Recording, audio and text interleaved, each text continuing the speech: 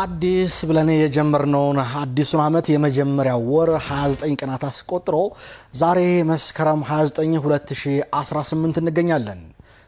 ውድ ተመልካቾቻችን እንደምን አመሻችሁ። ይህ ሳምንታዊው አገልጋይ ፕሮግራማችን ነው። አገልጋይ የአዲስ አበባ ከተማ አስተዳደር የፐብሊክ ሰርቪስና የሰው ሀብት ልማት ቢሮ ከአዲስ ሚዲያ ኔትወርክ ጋር ዘወትር ሐሙስ ምሽት በቀጥታ ስርጭት ወደ እናንተ የሚያደርሰው ፕሮግራም ነው። በዚህ ፕሮግራም በአዲስ አበባ ከተማ አስተዳደር የሚገኙ የሴክተር ተቋማት የስራ ኃላፊዎች ተቋማቸው ስለ ተልእኳቸው ገባ ብለን እየፈተሽ የምንነጋገርበት ፕሮግራም ነው። እንደተለመደው አንድ ተቋም ይዘን መጥተናል። በሀገራችንም ሆነ በከተማችን ወሳኝ ሚናና ድርሻ ያለው የንግድ ስርዓቱን የሚቆጣጠር የሚመራው ተቋም ዛሬ የአገልጋይ እንግዳ ነው። ገባ ብሎ ይፈተሻል። የአዲስ አበባ ከተማ አስተዳደር ንግድ ቢሮ። ለሆኑ በአዋጅ ቁጥር 84/2016 ዓ.ም ይህ ተቋም ምን ተልእኮችን ወስዷል የሚለውን ተወሰኑ ነጥቦች እናንሳና በቀጥታ እንግዳይን አስተዋውቂያችሁ ወደ ውይይት እናልፋለን።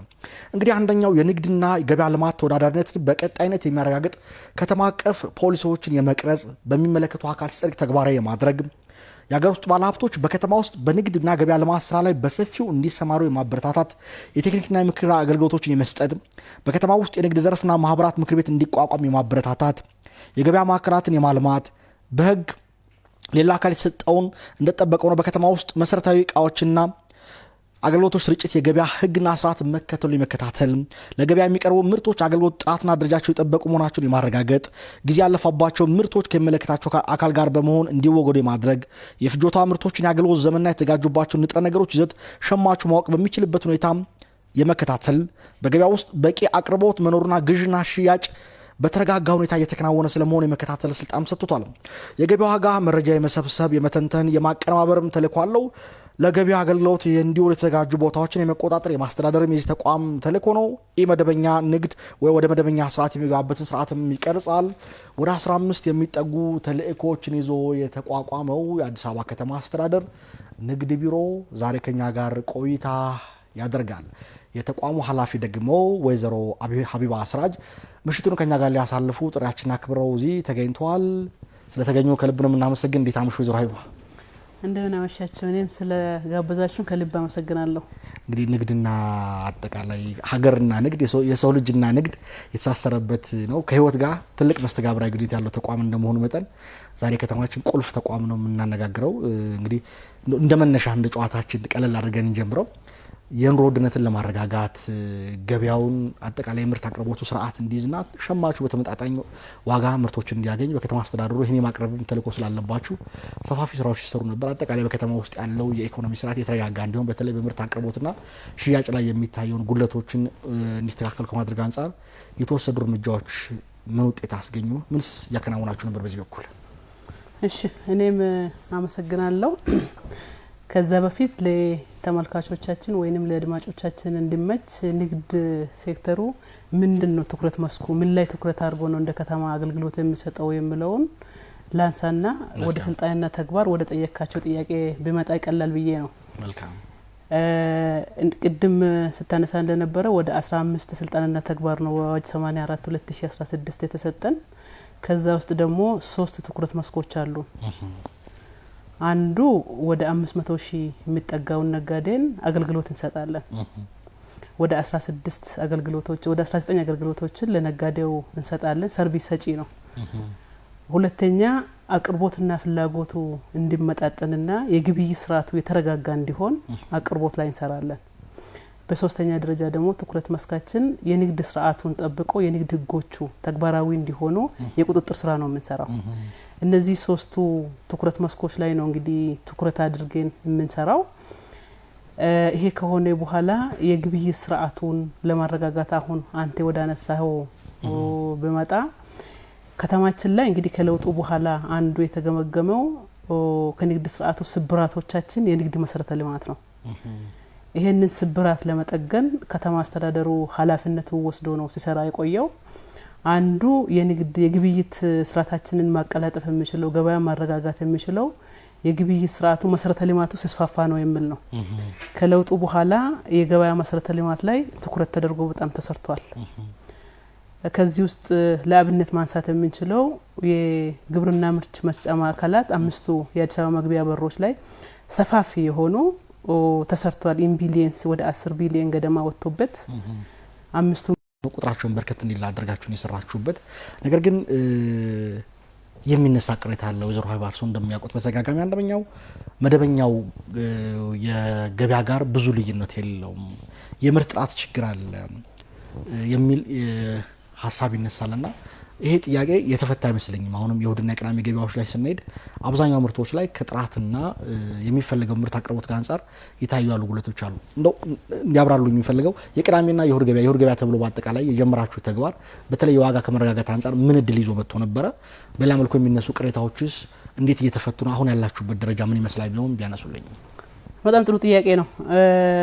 እንግዲህ ከከተማ ነዋሪው ሲያነሳ የነበረው ቅድም ሲያነሳ እንደነበረው ስብራቶች ውስጥ የገበያ መሰረተ ልማት አቅራቢያው ላይ ግብይትን ማግኘት ነው የመጀመሪያ ጥያቄ የነበረው ነዋሪው ሲያነሳ የነበረው። 2013 ላይ እነዚህ ቅዳሜና ይሁድ ገበያዎች በ5 ቅዳሜና ይሁድ ገበያ ነው የተጀመረው። ከዛ በኋላ እየተስፋፋ ዛሬ ላይ ወደ 219 ደርሷል። ሁሉም ሰው ዎኪንግ ዲስታንስ ላይ በሚያገኝበት ደረጃ 219 የቅዳሜና ይሁድ ገበያ ይሄ ትልቅ አቺቭመንት ነው። ያልነበረውን ነው ከለውጡ በኋላ ቅድም የግብርና መስጫ ማዕከላት ላይ እንዳነሳውት ሁሉ ቅዳሜና ይሁድ ገበያም ለአገራችንም ተምሳሌት ሆኖ ነው አዲስ አበባ ላይ የተጀመረው እንደ አገርም የተስፋፋው ማለት ነው። ይሄ ጥሩ ነገሩን እንየው። እዚህ ውስጥ ደግሞ ጉለቶች አሉ። በተለያየ መድረክ ላይ ነዋሪዎቻችን የሚያነሱልን ጉለቶች አሉ። የምርት ጥራት ላይ የምነሱ አሉ። ሁለተኛ ደግሞ ይሄን የገበያ ማዕከላትና ቅዳሜና ይሁድ ገበያ ላይ ዋጋኛንን የምናወጣው ዋጋ የምናወጣበት ዋናው ምክንያት አገራችን የምትከተለው ነጻ የገበያ ፖሊሲ መሆኑ ይታወቃል። ነገር ግን ከተማ አስተዳደሩ ወስኖ መንገድ ዘግቶ የትራፊክን መንገድ የሚያሳልጠውን ዘግቶ ነው ለነዋሪው ብሎ ቅዳሜና ይሁድ ላይ አስፋልት ላይ እንዲሸጡ የሚደረገው። ይሄ ሲደረግ ነጻ ነው ይሄንን ቦታ ለነጋዴዎቹ ወይ ደግሞ ለአቅራቢዎቹ የሚሰጠው። 15% ከነጻ ገበያው ቀንሶ የመሸጥ ግዴታ አለባቸው፣ ግዴታ ይጥልባቸዋል። ነጻ ገበያ ዋጋውን ካጠናም በኋላ ከዛ 15% ቀንሰን ዋጋ የምናወጣላቸው። ይሄንን ስናረግ አብዛኛው አምራች ነው እዛ ላይ ያለውና ጅምላ ከፋፋይ ነው። ጥቂቶች ደግሞ ሸማቾች አሉ፣ ቸርቻሪዎች አሉ። ቸርቻሪዎቹ ከላፍቶ ገበያ ማዕከል ያመጡትና ግብይቱ ላይ ሲያቀርቡ 15% መቀነስ ይከብዳቸዋል። ይሄንን ለማጥራት በተጠና መልኩ ነው የተካሄደው። ህዝቡ የሚያነሳው ቅሬታ ትክክል ነው አይደለም፣ በጥናት ሲመለስ ትክክል ነው ህዝቡ እያነሳ ያለው ቅሬታ። ከዚህ በኋላ ግን ምንድነው የቅዳሜና ይሁድ ገበያ ላይ ቸርቻሪ መውጣት አለበት። ማቅረብ የሚችሉት አርሶ አደሩ ቀጥታ፣ አምራቹ ቀጥታ፣ ኢንቨስተሩ ቀጥታ መጥቶ ማቅረብ ይችላል። ከተማ አስተዳደሩ እድሉን ያመቻቸው ለአቅራቢዎቹ ነው። ይሄንን ሪፎርም ነው እየሰራን ያለ ነው። ሙሉ በሙሉ ቸርቻሪዎችን ከውስጡ አውጥተን ወደዚህኛው አምራቹና አከፋፋዩ ብቻ እንዲገባ በማድረግ የሪፎርም ስራ ሙሉ በሙሉ እየሰራን ነው። ኦልሞስት ከ80% በላይ ሄዷል። እንደ በርግጥ ይሄን እርምጃ ብትወስዱ በሸማቾች የሚነሳውን ጥያቄ በትክክል ይመልሳል ተብሎ ይታሰባል? ይመልሳል። አሁንም ሸማቾቹ ቅሬታ የሚያቀርቡት እኮ ወደ 123 ከግብይት ስርዓቱ አውጥተናል። ቅዳሜና ይሁድ ገበያ ላይ የሚሰሩትን ወደ 123 ግለሰቦችን ከግብይት ስርዓቱ አውጥተናል። በተመሳሳይ ገበያ ማዕከል ላይ ማለት ይሄ የምርት ጥራት ችግር በስፋት ይነሳል። አሁን ዋናው ከአቅርቦቱ ባሻገር የምርት ጥራት ችግር በሰፊው ነው የሚታይበት። የዋጋ ሁኔታ እርስዎ እንዳነሱት ነው ከመደበኛው ጋር ብዙ ልዩነት የለበትም። እንዳሉት 15% ቀንሶ የመጣት ነገር እናንተ ለጥፉ ትላላችሁ። አብዛኛው ላይ ተዘዋውሮ የኛም ቅኝቶች ባደረጉበት ያየ ነው ለጥፎ የመሸጥ ነገርም ዝቅተኛ ነገር ነውና አጠቃላይ እዛ ላይ ስርዓቱ መታየት የለበትም ወይ? በጥቅል ነው የኔ ጥያቄ። በጥቅል መታየት ያለበት እሱን ነው እኔም እየመለስኩ ያለሁት። አጠቃላይ ግብይቱን ማሳለጥ ነው ዋናው። አንደኛ ተደራሽ ማድረግ ነው። ሁለተኛው ደግሞ በተለጠፈ ዋጋ እንዲሰጡ ነው። ንግድ ተቋም ላይ አሁን ሪፎርም ነው የተደረገው። አጠቃላይ ሪፎርሙ ላይ ከዚህ በፊት የቁጥጥር ሰራተኞቻችን የሚገኙበት ቦታ ላይ በተለጠፈ ዋጋ ይሸጣሉ። የቁጥጥር ሰራተኛው በማይኖርበት ቦታ ላይ ደግሞ በራሳቸው ዋጋ የመሸጥ ጉዳይ ነው የነበረው። ግን ከ3 ወር ወዲህ ማንኛውም ሚዲያ ሄዶ መስራት ይችላል። ከ3 ወር ወደዚህ ያለው ሪፎርም ከተደረገና ይሄኛው ቸርቻሪዎችን የማውጣት ከተጀመረ በኋላ 90-95% ቀንሷል።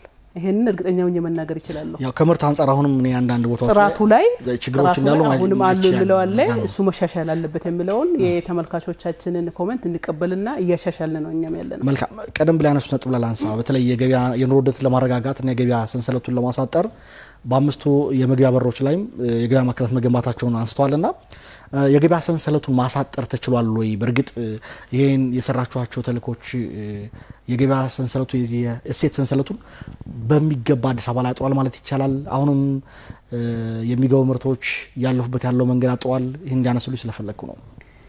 ይሄንን በርግጥ አክብሮት ጋር ላስቆሞትና ስልክ እንቀበል። እሺ ሄሎ ጤና ይስጥልኝ። ማን እንበል? አብዲሳ ባራዶኝ። አቶ አብዲሳ ከየት ነው? ከዚሁ ከአዲስ አበባ ከላፍቶ አትክልትና ፍራፍሬ ገበያ ማዕከል። ባኮት ጥያቄና አስተያየቶን ወይዘሮ ሀይባ እያደመጡ ነው፣ ይቀጥሉ። እሺ በመጀመሪያ የለውጡ መንግስታችን በዚህ ደረጃ ሴቶች እህቶቻችንን ወደፊት ለፊት አምጥቶ የትግሉ አንድ አካል በማድረጉ ክብርት ከንቲባችንን ላመሰግን እፈልጋለሁ። በመቀጠል እኔ ከፒያሳ አትክልት ተራ ጀምሮ ወደ 17 ዓመት በዚህ በአትክልትና ፍራፍሬ ስራ ላይ የነበርኩ ነኝ። በዚህ በለውጡ መንግስት እንግዲህ ፒያሳ ላይ በውስን ግለሰቦች ብቻ አትክልትና ፍራፍሬ ታጥሮ ታንቆ የነበረ ገበያ ነበረ ፒያሳ። በክብርት ከንቲባችን እና በቀድሞ በታከለ ኡማ አመራርነት ወደዚህ ወደ ጃርሜዳ ከጃርሜዳ ደግሞ ወደ ላፍቶ ተሸጋግረን ያለ ነው። እንደሚታወቀው በዛ በላፍቶ በምንገባ ሰዓት ላይ ይሄ ስርዓት ተፈቶ በርካታ ከ200 ነጋዴ ወደ 556 ነጋዴዎች የንግዱ ላይ ተሳትፎ እንዲሰሩ ነው የተደረገው። ከዛ ውስጥ እንግዲህ 100 የሚሆኑ ወጣቶች ምንም መጋዘን አንድ ሳጥን ቦታ የሌላቸው ክብርት ከንቲባችን አንዳንድ መጋዘን እንዲያገኙ ከነባሮች ጋር እኩል እንዲያገኙ የማድረግ ስራ ተደርጎ በአሁኑ ሰዓት ላይ ገበያውን እንዲያሳልጡ ግብር ከፋይ እንዲሆኑ ተደርጓል ማለት ነው። አሁን ደግሞ ክብርት ሀቢባ ወደ እዚህ አመራርነት ከመጡ በኋላ አዳዲስ አምራቾች አርሶ አደሮች ደላላ ብቻ የሚያውቀው ነጋዴ አምራች በአይኑ አይቶ እዛ ገበያ ማዕከል ላይ አምራቹ ምርቱን በግፍ አስገብቶ እዛ ገበያ ማዕከል ላይ እንዲነግድ እንዲሸጥ ተደርጓል ማለት ነው። ገበያ ማዕከሉ ደግሞ በአሁኑ ሰዓት ላይ ጽዱና ውብ ሆኖ ሌሊት ላይ የቦሌ ሳይት በሚመስል ደረጃ ሁሉም መጋዘኖች ኮሪደር አድርገው ጽዱ ሆኖ በአሁኑ ሰዓት ላይ ገበያ ማዕከል ሳይሆን የመናፈሻ ቦታ በሚመስል ሁኔታ የላፍቶ ቁጥር 1 ቁጥር 2 ገበያ ማዕከሉ ባሸበረቀ ሁኔታ ህብረተሰቡን ተቀብሎ እያገለገሉ ነው ያሉት። እንዶ አቶ አብዲሳ ላስቆሞትና ከላፍቶ ስለደወሉልኝ ከዚህ በፊት እነሱ የነበሩ የመሰረተ ልማት ችግሮች ተፈተውላችኋል ወይ? ለምሳሌ የፍሳሽ ችግር ነበር፣ ከዚህ በፊት የውሃም ጥያቄ ነበርና በአሁኑ ወቅት ላይ ችግሩ ተፈቷል? ከርሶ እንስማው። አዎ እንግዲህ ቀደም ሲል የተለያዩ የፍሳሽ ችግሮች ነበሩ።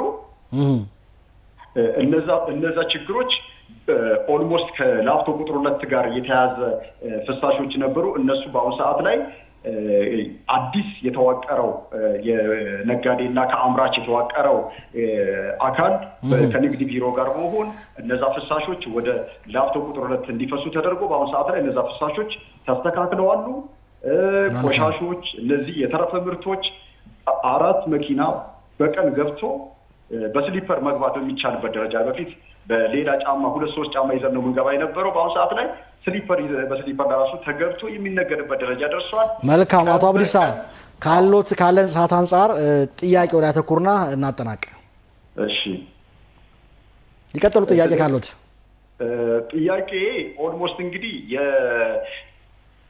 ይሄ አዲሱ የመጣው የአዲስ አበባ ንግድ ቢሮ አመራር ይቀጥሉ።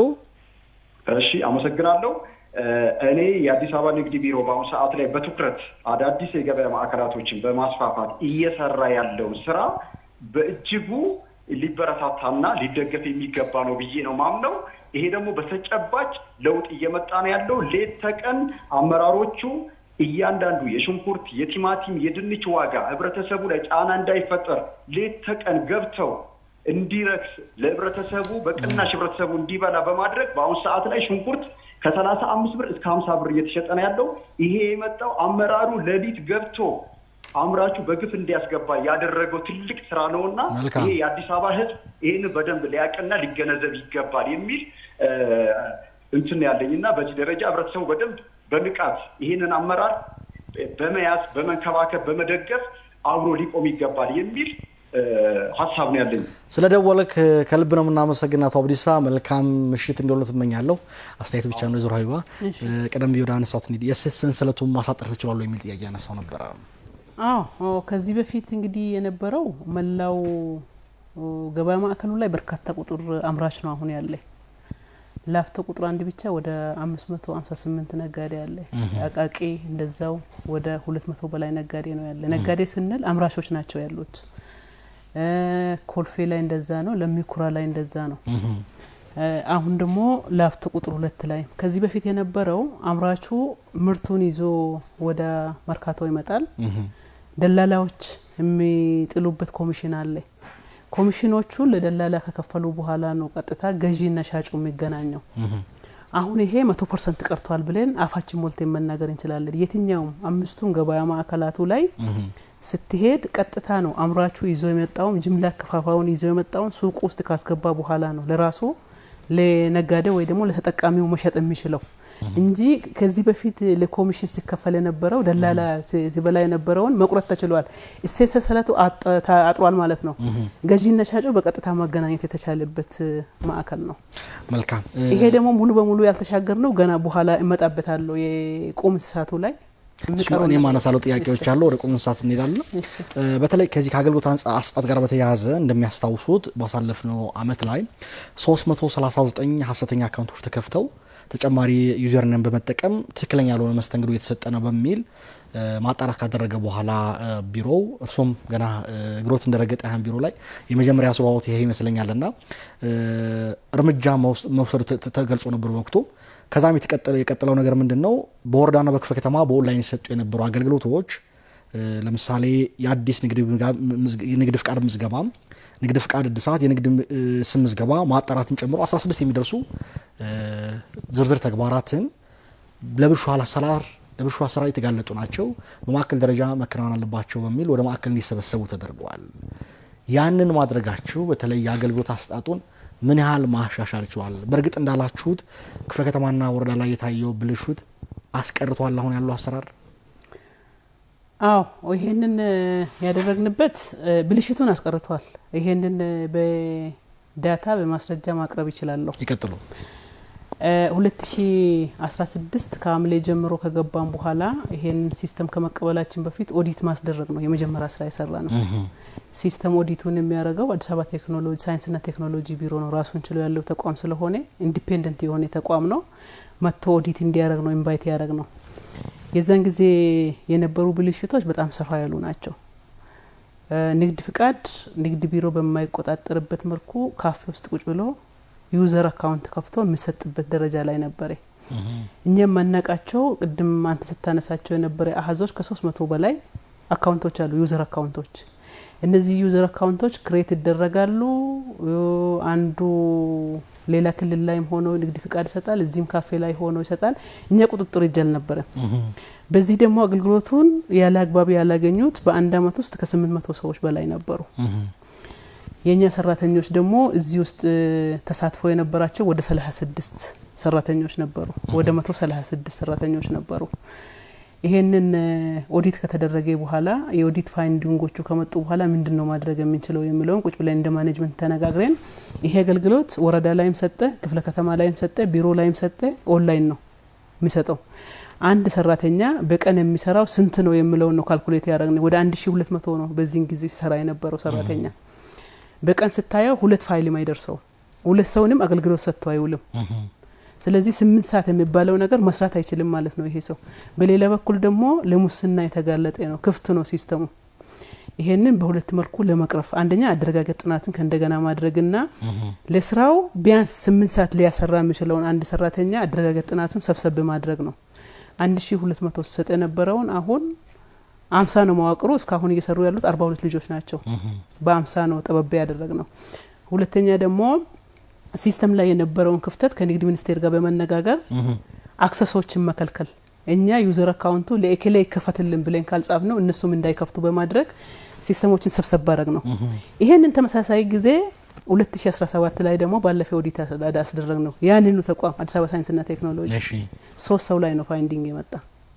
በዚህ አገልግሎት ያገኙ ደግሞ 2 ሰው ብቻ ነው። ባለፈው 800 ሰው ገደማ የነበረው ይሄ በተጨባጩ ፋይንዲንጉን በጣም ቀንሷል ማለት ወደ ዜሮ የተጠጋበት ሁኔታ ነው ያለ ሲስተም ኦዲቱ ኮራፕሽኑንም ቀንሷል አገልግሎት የሰጠነውን ደግሞ ከባለፈው አመት 10% ብልጫ አለው በ1200 ሲሰጡ የነበሩት አገልግሎትና በ42 ሰው የተሰጡት 10% ከ2016 ብልጫ ያለው አገልግሎት ነው የሰጠነው ስለዚህ እድገትም ለውጥ ማምጣት ማለት ነው ግን ይነሳ የነበረው በተለይ ከምክትል ቢሮ ኃላፊ ጋር እዚህ በነበርነው ውይይት ላይ አገልግሎት የማጽደቅ ሂደት ላይ መጓተቶች ነበሩ መፍትሄ ያስፈልጋል የሚል ነገር እሳቸው ማስቀምጠው ነበርና እዚህ አካባቢ ላይ በተለይ ከኦንላይን አሰራር ጋር በተያያዘ ነው ችግር የነበረው በወቅቱና አገልግሎት የማጽደቅ ሂደቱን ሳይሆን በአሁኑ ወቅት ላይ በምን ደረጃ ነው የሚገኘው አገልግሎት ማጽደቅ ሂደቱ ላይ ሰንሰለት ነበረው ክፍለ ወረዳዎች የሚያጸድቁት አለ ወደ ክፍለ ከተማ የሚመጣ አለ ወደ ቢሮ የሚመጣ አለ አሁን አንድ ቢሮ ላይ ብቻ ነው አገልግሎቱ የሚሰጠው አንዱ ፈጻሚ ሙሉ ኃላፊነቱ ወስዶ አገልግሎቱን ይሰጣል ያጸድቃል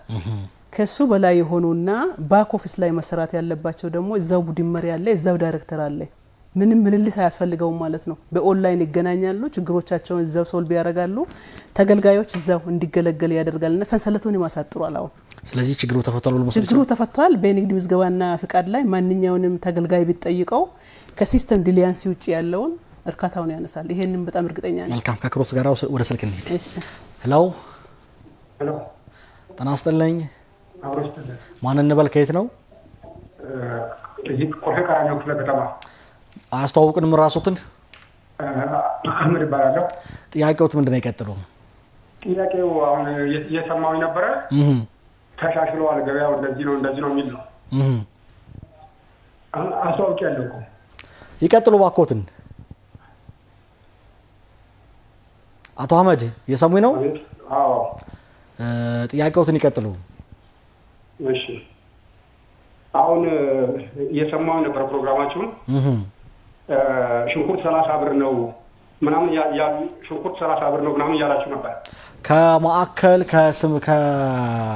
የደወሉ እንደዋያችን ይሄን ነጥብ ያነሱት ከሽያጭ ማዕከል ወይም ማከፋፈያ ቦታ ላይ ዋጋ ቀንሷል የሚል ሐሳብ ያነሱናል ለርሱ አስተያየት ምንድነው 80 ብር እየገዛን አይደለም ሸማቾች እና ከሌላ ሱቆች ምን የተለየ ነገር አለው ዋጋው እኮ አንድ አይነት እኮ ነው ሸማች ቆይ አቶ አህመድ ያደምጡኛ እንዴ እሳቸው የደዋያችን ከማከፋፈያ አምራች ማዕከል ለአምራች ናቸው አቅራቢ ናቸው ጅምላ አከፋፋይ ናቸው ከጅምላ ምናከፋፍለው ሽንኩርትን ከ33 እስከ 50 ብር ባለው ነው የሚል ነገር አንስተዋል የችርቻሩን ዋጋ አይደለም ያነሱት ነው እንዴ አዎ እኔ ደግሞ 80 ብር ያለ እንዴት ለምን እንደዚህ እናገራሉ የሚለው እውነቱን ብዬ ነው መልካም ሌላ ጥያቄ ካለው እንቀበልና እንሰናበት ጥያቄው እኔ ጥያቄ አለኝ መልካም ምንም ከነጋዴው ጋር ያለው ገበያ ምንም የተለያየ ነገር አይደለም የሸማቾቹ ነው የሚሉኝ አዎ እሺ ምንም የተለየ ነገር ከግለሰብ ሱቅ ዋጋ ጋር የተለየ ነገር የላቸውም ነው መልካም የለምና ስለዚህ በደንብ መታየት አለበት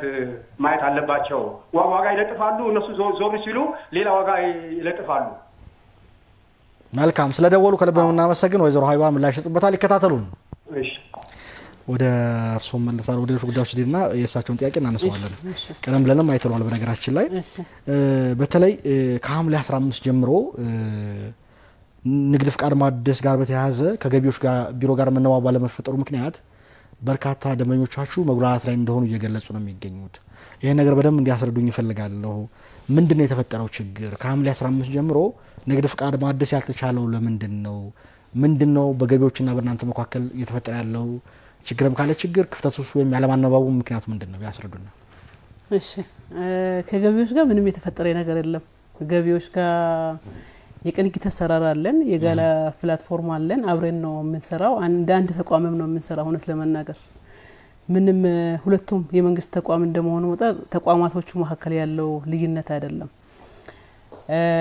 የንግድ ፍቃድ እድሳቱ ላይ ከባለፈ አመት ጋር ስንጸጸር ያሁኑ በጣም አናሳ ነው የዚህኛው አንደኛ ሩብ አመት ይሄ የሆነበት በሁለት ምክንያት ነው አንደኛ ነጋዴው የገቢዎች ሚኒስቴርም የንግድ ሚኒስቴርም ሲስተሞችን እያሻሻሉ ነው ያሉት ነጋዴው ከዚህ በፊት የነበረው ሲስተም ላይ አንድ ቲን ነምበር ካለው 5 6 10 ንግድ ፍቃድ ይኖረዋል ይሄንን አንዱ ቲን ነምበር አስገብተው አንደኛው ንግድ ፍቃድ አድሶ ከመጣ በቲን ነምበሩ በሲስተም ወደኛ ስለሚመጣ እሱ አንዷ ንግድ ፍቃድ ብቻ አድሶ ከመጣ ሲስተሙ ደግሞ ሁሉንም እሱ ያለው ንግድ ፍቃድ ያድስለታል ግብር ሳይከፍል ማለት ነው ስለዚህ ይሄ ተጠናና እያንዳንዷ ለአደሳት ንግድ ፍቃድ በአንድ ቲን ነምበር 10 ንግድ ፍቃድን ቢኖረው ለአደሰ ግብር ለከፈለና ክሊራንስ ለወሰደ ብቻ ሲስተሙ እንዲቀበል ተደርጎ ሲስተም ተስተካከለ እሺ ስለዚህ አሁን በፊት አንዷን አድሶ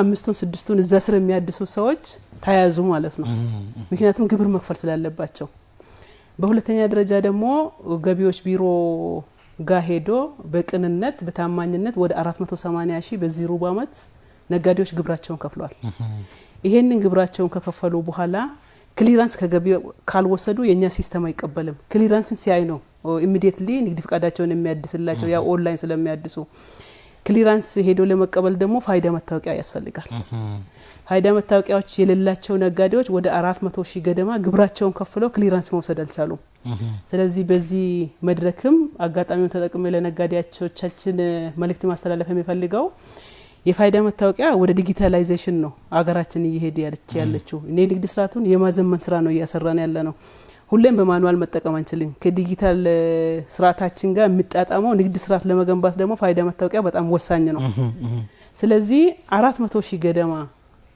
ግብራቸውን የከፈሉና እጃቸው ላይ ንግድ ፍቃዳቸውን ለማደስ ይሄ መታወቂያ ብቻ ማነቆ የሆነባቸው ይሄንን ፕሮግራም የሚከታተሉት ቶሎ ሄዶ 30 ደቂቃ በማይሞላ ነው የፋይዳ መታወቂያውን የሚያወጡትና እሱን ከጨረሱ እኛ ጋር ኢሚዲየት ነው ምንም እኛ ጋር የሚመጡበት የለም የትኛውም ኮምፒውተር ላይ የትኛውም ስልካቸው ላይ ክሊራንሱን ከጫኑ ወዲያው ነው የሚታደሰውና ከተቋማት ጋር የሚያያዝ ሳይሆን ነጋዴው በራሱ ማድረግ ያለበትን ያላደረገው ነገር ስላለ ነው ስለዚህ የፋይዳ መታወቂያ ጉዳይ መሰረታዊ ነው ማለት ነው መሰረታዊ ነው ለንግድ ስርዓቱ በጣም መሰረታዊ ነው ለንግድ ስርዓቱም ለወሳኝ ኩነቱም አሁን እኛ ከዚህ በኋላ መሶብ የሚባለው የተከፈተው የአንድ ማዕከል አገልግሎት ሁሉም የተሳሰረው ከፋይዳ መታወቂያ ጋር ነው እኛ ጋም በመጣ ገቢ ጋም ቢሄድ ወሳኝ ኩነት ጋም ቢሄድ ተመሳሳይ ኢንቨስትመንት ጋም ቢሄድ ያለ ፋይዳ መታወቂያ አገልግሎት አንሰጥም ስለዚህ የግድ ነጋዴው ወደዚህ ስርዓት መምጣት መቻል አለበት እና ፋይዳ መታወቂያውን ካወጡ ለኛ ብዙ ከባድ አይደለም መልካም መስመር ስልክ አለ ስልክ እንቀበል እሺ ሄሎ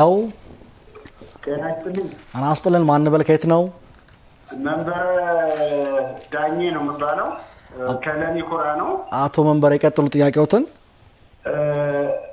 እኔ አስተያየት የምሰጠው አሁን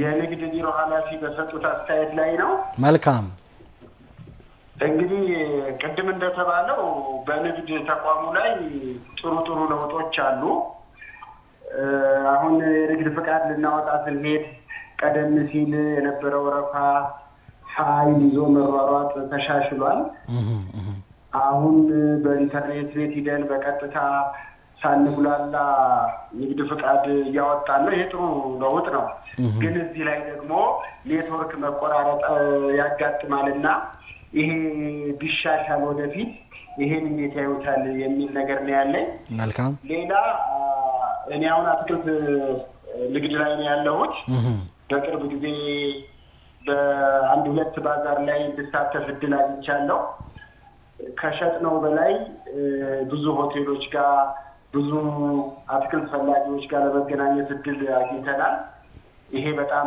የሚያበረታታ ነገር ነው ምሽት ንግድም ላይ አምሽታችሁ ስሩ እየተባለ ነው ይሄ ጥሩ ነው ቀደም ሲል አንድ ተኩል 2 ሰዓት እንዘጋ ነበር አሁን ያመሸን መስራት ጀምረናል ነገር ግን ደግሞ ገዢው ደግሞ ትምህርት ተሰጥቶት በፈለገው ሰዓት መጥቶ ሊገዛ ቢደረግ የበለጠ ገበያችን ይጠነክራል የሚል ሐሳብ አለኝ ሌላ ጥሩ ነገር የተጀመረው አሁን ከኛ ዘርፍ አኳያ አትክልት ሙዝ በየመንገዱ በህገ ወጥነት ይሸጣል እኛ ደግሞ ግብር ገባሪዎች ነን ስለዚህ ይሄን ነገር መልክ ቢያስይዙት እኛ እንገብራለን የቤት ኪራይ አለ ነገር ግን በጎዳና ላይ የሚታዩ ጥሩ ጅምሮች አሉ እሱን እየተስተካከለ ከሄደ አሁን ንግድ ላይ ያለው ለውጥ በጣም የምንወደው ነው በተለይ ደግሞ ነጋዴ ምክር ቤት የሚባል አሁን ግብር ላይ የተለያዩ ጫና ሲበዙብን ሂደን የምንናገርበት የምንተነፍስበት ማህበር ስለሆነ ይሄ እየተጠናከረ ከሄደ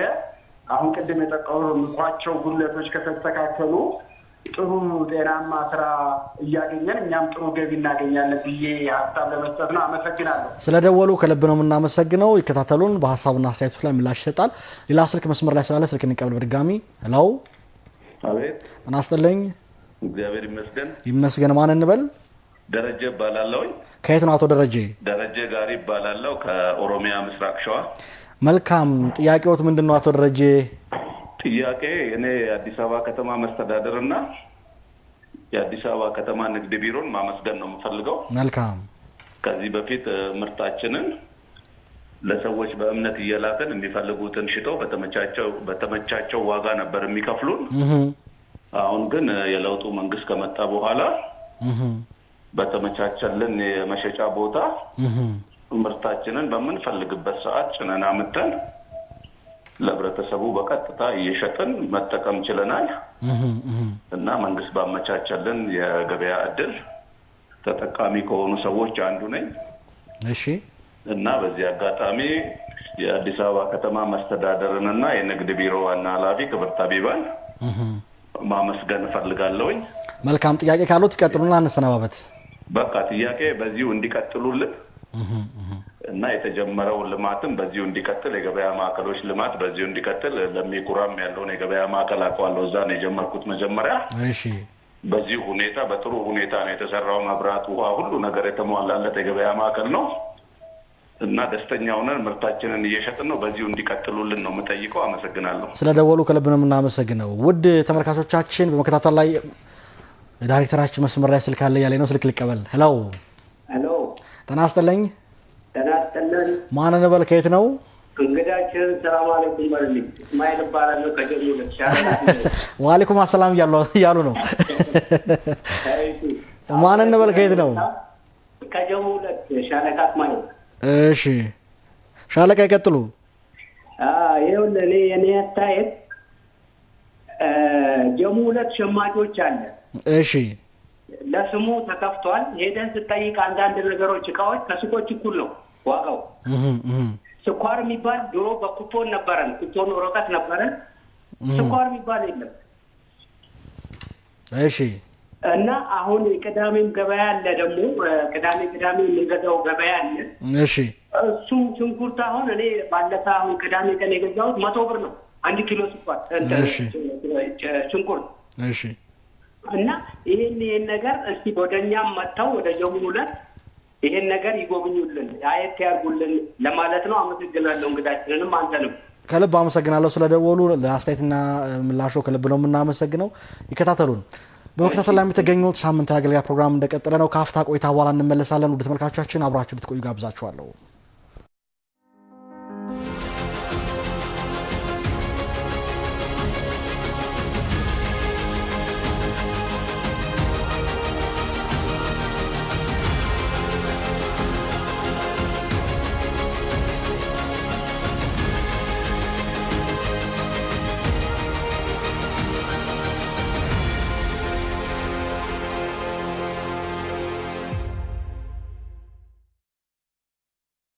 ውድ ተመልካቾቻችን ተመልሰን ተገናኝተናል። አገልጋይ ፕሮግራም የፐብሊክ ሰርቪስና የሰው ሀብት ልማት ቢሮ ከአዲስ ሚዲያ ኔትወርክ ጋር በመተባበር ዘወትር ሐሙስ ምሽት በቀጥታ ስርጭት ወደ እናንተ የሚያደርሰው ፕሮግራም ነው። ዛሬ እየተጠየቀ የሚገኘው ተቋም የአዲስ አበባ ከተማ ንግድ ቢሮ ነው። ወደዛው እንመለሳለን። ወይዘሮ ሀቢባ የተለያዩ ስልኮችን የተቀበልነው ከስልክ አስተያየቶቻችን ምላሽ እየሰጠን ሄደ። አቶ መንበረ ከለሚኩራ የደወሉት የኔትወርክ መቆራረጥን አንስተዋል። አትክልትና ፍራፍሬን በተመለከተም ደግሞ ለውጦች ቢኖሩም በተለይ በህገወጥ መንገድ የሚኖረው የጎዳና ንግድ ላይ መደበኛውን ነጋዴ ስለሚጎዳው ይህም ክትትልና ቁጥጥር ያስፈልገዋል የሚል አስተያየት አንስተዋልና በዚህ ላይ ምላሽ ቢሰጡበት። እሺ አመሰግናለሁ። ተመልካቻችንም ማመስገን ይፈልጋለሁ። እንግዲህ የሲስተም ጉዳይ አልፎ አልፎ የመቆራረጡ ጉዳይ አለ። አሁን የአዲስ አበባ ንግድ ቢሮ ሲስተሙን የሚጠቀመው ከንግድ ሚኒስቴር ነው። የንግድ ሚኒስቴር ላይ ሁለት አይነት ሲስተም ነው ያለ። ኢትሬድ አለ፣ ባክ ኦፊስ የምንለው አለ። ኢትሬዱ ላይ መቆራረጥ የለም። ነጋዴው ዝም ብሎ ማንኛውም ሰው ኢትሬድ ላይ ገብቶ ጥያቄዎችን የሚያቀርብበት ላይ ቀጥታ ነው። ባክ ኦፊስ የኛ ልጆች ምላሽ የሚሰጡበት ላይ በዚህ 2 ሳምንት የመቆራረጥ ነገሮች ገጥሞናል። ይሄ የገጠመው ደግሞ ለተሻለ ነገር ነው። ተመልካቾቻችንም እንዲረዱ ነው የሚፈልገው። ንግድ ሚኒስቴር ሲስተሙን አፕግሬድ እያደረገ ነው ያለውን ዳታ እንዳለ ክላውድ ላይ ነው ትራንስፈር እያደረገ ያለው። እንዶ አንድ ቪዲዮም አለን። እስኪ ምስል እንከታተል። ተመልካቾች ቢሮ መተን ቀርጸን ነበርና አንድ ቪዲዮ አለ አብረን ብናይ ደስ ይለኛል። ዳይሬክተራችን ቢለቅና በተለይ ቢሮ አካባቢ ያሉ ሰራተኞች ሰሞኑን ተገልጋዩም ቁጭ ብሎ ያለውና እርሱ ሀሳቡን ይቀጥሉ፣ ቪዲዮ ይቀጥላል። እሺ ለዛ ነው ለተሻለ ነገር ነው አሁን ሲስተም መቆራረጥ እየተከሰተ ያለውን ዳታ እንዳለ ወደ ክላውድ ነው ትራንስፈር ያደርጉ ያሉት። ሲስተም አፕግሬዲንግ ላይ ነው ንግድ ሚኒስቴር ያለው። ይሄንን ለመስራት ደግሞ የተወሰነ ጊዜ መቸገራችን አይቀርም። እስከ 2 ሳምንት ይጠናቀቃል ብለን ነው የምንጠብቀው። እስከ 2 ሳምንት በኋላ ይሄ የሲስተም መቆራረጥ ጥያቄው ይቀርፋል ብለን ነው የምናስበውና እንጂ አሁን ችግሮቹ አሉ ያነሱ እንደምታዩት በምስልም በቃ ሰውም ቁጭ ብሏል፣ አገልግሎትም ያገኝ አይደለም ተክዞ ነው ያለኛም ስናገኛቸው ሰው እስከመቼ ይፈታል ይሄ ችግር? ወይዘሮ ሀይባኝ ጥያቄ እንደሚያዩት ነው። ተገልጋዩ ብዙ ቀን ተመላልሰናል ኔትወርክ ችግር አለ የሚል ነገር አለና ሰራተኞችም እንደ ተመሳሳይ እንትና ያለው ዊንዶው ራሱና ገና ሲስተም ላይ ችግር እንዳለ ያሳያልና እስከመቼ ይሄ ችግር ይፈታል? እንግዲህ አፕግሬዲንጉን አዲስ አበባ ንግድ ቢሮ ወይ ደግሞ አዲስ አበባ ሳይንስና ቴክኖሎጂ ቢሮ አይደለም እየሰራ ያለው ንግድ ሚኒስቴር ነው። ንግድ ሚኒስቴር ሲስተሙን አፕግሬድ እያደረጉ ነው፣ ለተሻሉ ነገሮች ነው እያስተካከሉ ያሉት። ዳታውንም ወደ ክላውድ ነው እየወሰዱ ያሉትና በተሰጠን ስኬጁል እስከ 2 ሳምንት ይሄ ሲስተም መቆራረጡ ሙሉ በሙሉ ይቆማል የሚል ነው የተነሳው። ወደ ሁለተኛ ጥያቄ ስመጣ አድማጫችን ያቀረቡት ጥያቄ ባሊድ ጥያቄ ነው። ይሄንን ለመፍታት አዲስ አበባ ከተማ አስተዳደር አዋጅ ደንብ አውጥቷል። ደንብ 184 2017 አውጥቷል። ይሄንን መደበኛ ነጋዴው ላይ የጸና ንግድ ፍቃድ ያላቸው ላይ ተጽዕኖ የሚፈጥሩ የንግድ ስርዓቶች ኢመደበኛ የምንላቸው አሉ። እነዚህ መደበኛ የምንላቸው የጸና ንግድ ፍቃድ ያላቸው ግብርም እየከፈሉ ሱቅም ተከራይቶ ነው የሚሰሩት የጸና ንግድ ፍቃድ ያላቸው ማለት ነው። ኢመደበኛ የምንላቸው ደግሞ ካፒታላቸው እስከ 10,000 ብር የሆነ መንገድ ላይ በጋሪም በምንም ተዛዙሮ የሚሸጡ አሉ። ይሄንን ከተማ አስተዳደሩ አንዱ ሊመሰገንበት የሚገባው የትኛውን ክልል ቁና ሳይሰጥ ለኢመደበኛ ነጋዴዎች ከፖሊስ ጋር እየተራራጡ ከደንቦች ጋር እየተራራጡ ከሚውሉ ለነጋዴ እውቅና ሰጥተን ቦታ ሰጥተን ስራውን መስራት አለበት ብሎ ከተማ አስተዳደሩ ደንብ አውጥቷል። ለዚህ ምስጋና ይገባል ማለት ነው። እውቅና ተሰጥቷቸዋል። ምን ተብሎ ኢመደበኛ ነጋዴዎች ተብሎ እነዚህ ኢመደበኛ ነጋዴዎች አጠቃላይ ከተማችን ላይ ያሉት የመመዝገብ ስራ ተሰርቷል። ለነሱ የሚሆነውም ደግሞ 1112 ቦታዎች ተለይቷል። ምክትል ከንቲባ በሚመሩት ግብረ ኃይል ባለፈ መስከረም 9 ላይ ጸድቋል ቦታዎቹ ለነዚህ ማለት ነው። ግን ደግሞ ቦታው ከጸደቀ በኋላ ኢሚዲየትሊ ወደ ቦታው እንዳንወስዳቸው ከተማው እንደምታየው እየለማ ያለ ከተማ ነው፣ እያደገ ያለ ከተማ ነው። ስታንዳርዱን የጠበቀ ነገር ደግሞ መስራት አለባቸው። እሱ ሂደት ላይ ነው ያለው። በአጭር ጊዜ ውስጥ ወደ ስራ ለማስገባት ነው። የገቡም ክፍለ ከተሞች አሉ። አቃቂ አሁን አስገብተዋል፣ ላፍቶ አስገብተዋል፣ ልደታ አስገብተዋል። ግማሾቻቸው አሁን ሙሉ በሙሉ ሁሉም ክፍለ ከተሞች ለይቶ ቦታውን ተረክቧል፣ የጸደቀውን ቦታ ማለት ነው። ግን ስታንዳርዱን የጠበቀ ፕሮቶታይፕ ሰርተን እኛ ያወረድነው አለ ለከተማው ውበት ጋር የሚሄደውን ነገር ማለት ነው። 3 ካሬ ሜትር ስለሆነ እዛ ላይ ለ2 አመት ይሰራሉ። እነዚህ መደበኛ ነጋዴዎች ለ2 አመት ይሰራሉ። ካፒታላቸው 200,000 ከሞላ የግድ 2 አመት አይጠብቁም። ካፒታላቸው 200,000 ካልሞላ ግን ለ2 አመት እዛ ቦታ ላይ ይሰራሉ። ለሚቀጥለው የመደበኛ ደግሞ ይለቃሉ። የተነሳው ጥያቄ ትክክል ነው። በአግባቡ ህግ ወጥቶለት እንዲፈታ ከተማ አስተዳደሩ እየሰራ መሆኑን በዚሁ መረጃውን ለመስጠት ነው። መልካም። ከዚህ በፊት ከምክትል ቢሮ ኃላፊው ጋር ተገናኝተን በተለይ የንግድ ገበያ ማዕከላትን በተመለከተ የተወሰኑ ሀሳቦች አንስተን ነበር። ያን ቪዲዮ እንመልከትና አንዳንድ ጥያቄዎችና ሀሳቦችን ምላሽ ሳቸውም ቃል ገብተው ነበር በወቅቱ ምላሽ አግኝቷል አላገኘም የሚለውን እናያለን። በሌላ መልኩ ደግሞ እርሶም ማነሳሉት ጥያቄ ነው አለና እሱን እንከታተሉ። ወደ ተመልካቾቻችን እስኪ ቀደም ሲል የተላለፉ ቪዲዮ ነበር ከሳቸው ከመጣታቸው በፊት ምክትል ቢሮ ኃላፊያቸው ጋር ነበር ውይይት ያደረግነው። ያነሳናቸው ጥያቄዎች ነበር በተለይ የዚህ የገበያ ማዕከላትን በተመለከተና እስኪ ውይይቱን ለማስታወስ ያክል ተወሰኑ ሀሳቦችን አይተን ቃል የገቡ ተፈጽሟል ወይስ ምንድነው ጉድለቱ የሚለውን ሳቸው ምላሽ እንዲሰጡን ተከታትለን እንመለስ አብረን ነው።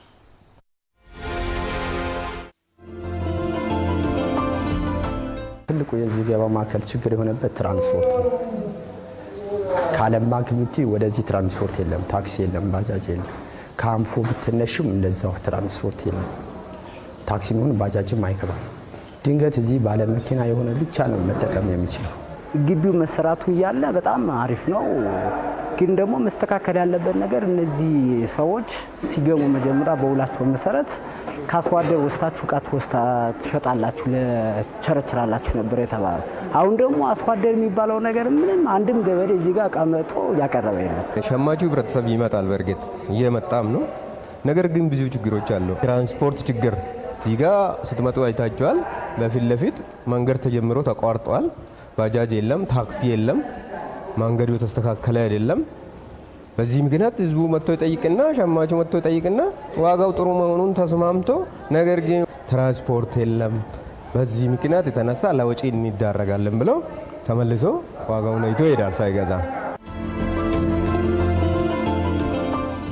ገበያ ማዕከላቶቹን ወደ ተሟላ አገልግሎት ከማስገባት አንጻር ችግሮቹን ለይተናቸዋል። የመሰረተ ልማት ችግር ነው አንዱ። የመሰረተ ልማት ችግር ከአዲስ አበባ መንገዶች ባለስልጣን ጋራ ተነጋግረናል። የዲዛይን ስራ ላይ ይገኛሉ። አሁን ዲዛይንን ማጠናቀው ክሩዋቸውን የሰው ኃይል ሞቢላይዝ አድርገው በማስገባት ዝግጅት ላይ እንደሆኑ ተማምነናል። ኦልሞስት የዝግጅት ስራ እየሰራ ስለሆነ በቅርብ ቀን ውስጥ ይገባል ብለን ተስፋ እናደርጋለን። እንግዲህ የመንገዶች ባለስልጣን ማለት ነው። የአዲስ አበባ ከተማ አስተዳደር ለህብረተሰቡ የተለያዩ የገበያ አማራጮችን በሰፊው ለማቅረብ እንግዲህ በርካታ ስራዎችን እየሰራ ነው የሚገኘው። ከዚህም ውስጥ እንግዲህ አሁን የምንገኝበት የኮልፌ የገበያ ማዕከል አንዱ ነው። የኮልፌ ገበያ ማዕከል እንግዲህ በ2016 ነው አገልግሎት መስጠት የጀመረው። ይህም እንግዲህ በዘመናዊ መልክ ተሰርቶ ሰፊ የሆኑ ሱቆችን የያዘና የተለያዩ የግብርና ምርቶችን ለመሸጥና ለህብረተሰቡ ደግሞ የገበያ አማራጭ ሆኖለት እንደዚሁም ደግሞ ምርቶችን በተለያዩ አማራጮች ለማቅረብ እንዲቻል ተደርጎ የተሰራ ነው። የኮልፌ ገበያ ማዕከል ቀደም ሲል በአገልጋዩ ዝግጅታችን ምልከታ አድርገንበት ነበረ። ቀደም ሲል የመብራት ችግር ነበረ። አሁን ስንመጣ ባደረግነው ዳግም ምልከታ የመብራት ችግሩ ተቀርፎ አግኝተነዋል። እዚህ የገበያ ማዕከል ውስጥ ወደ 189 የሚደርሱ የንግድ ሱቆች ይገኛሉ። ነገር ግን ከነዚህ 189 ሱቆች ውስጥ ክፍት ሆነው አገልግሎት እየሰጡ ያገኘናቸው 55 ሱቆች ብቻ ናቸው። ከጀርባዬ እንደምትመለከቱት በርካታ ሱቆች ዝግ ናቸው። አገልግሎት እየሰጡ አይደለም የሚገኙት ማለት ነው። ይህ እንግዲህ አንዱ የዚህ የገበያ ማዕከል ችግር ሆኗል ማለት ነው። ይህ ለምን ሆነ ስንል በአገልጋዩ ዝግጅታችን እንጠይቃለን ማለት ነው። ሌላው እዚህ የገበያ ማዕከል ውስጥ እንግዲህ አሁንም በዳግም ምልከታችን ተቀርፎ ያላገኘነው ችግር የመንገድ ችግር ነው። ከጀርባዬ እንደምትመለከቱት እንግዲህ ከገበያ ማዕከሉ ፊት ለፊት ወደ ቤተል የሚወስድ አለ ዓለም ባንክ፣ እንደዚሁም ደግሞ በሌላኛው በር በኩል በአንፎ ጋር የሚያገናኝ መንገድ አለ። ነገር ግን እነዚህ መንገዶች እስከ መጨረሻው ድረስ ወደዚህ የገቡ ባለመሆናቸው አስፓልቱ ከላይ የቀረ በመሆኑ ህብረተሰቡ ወደ ውስጥ ገብቶ የተለያዩ ሸቀጦችን ገዝቶ ለመውጣት ረጅም መንገድ ተሸክሞ መሄድ ይጠበቅበታል ማለት ነው። ይህ ደግሞ ውስጥ ላለው የንግድ እንቅስቃሴ መዳከም አንዱ ምክንያት ነው። እንደምትመለከቱት ደግሞ እነዚህ ከጀርባዬ ለመንገድ መስሪያ የሚሆኑ የተለያዩ ማቴሪያሎች ቀርበዋል። ነገር ግን እነሱ ወደ ስራ ባለመጀመራቸው ምክንያት አሁንም እዚህ አካባቢ ላይ ለመንቀሳቀስ ምቹ አይደለም ማለት ነው። ስለዚህ እኛም በዳግም ምልከታችን ይህ ተስተካክሎ ስላላገኘ ነው አሁንም ለምን አልተቀረፈም ስንል በአገልጋዩ ዝግጅታችን እንጠይቃለን። ውድ ተመልካቾቻችን እንግዲህ ቀደም ሲል ተካትለን የተመለስነው ከዚህ ቀደም በነበረን የንግድ ቢሮ ውይይት ላይ ያነሳናቸው ነጥቦች ለምን አልታረሙም የሚለው ነው። መስመር ላይ ስልክ ስላለ ስልክ እንቀበልና በዚህ ጉዳይ ላይ ወይዘሮ ሀቢባ ምላሽ ይሰጣሉ። ሄሎ ጤና ይስጥልኝ። ሄሎ ጤና ይስጥልኝ። ማን እንበል? ዳንኤል ብርሃኑ ታቃቂ። አቶ ዳንኤል ጥያቄዎት ምንድነው? ይቀጥሉ። እኔ ጥያቄ አይደለም ያለኝ፣ ጥያቄዎች አሁን በተለያየ ቦታ እየተነሱ ነው።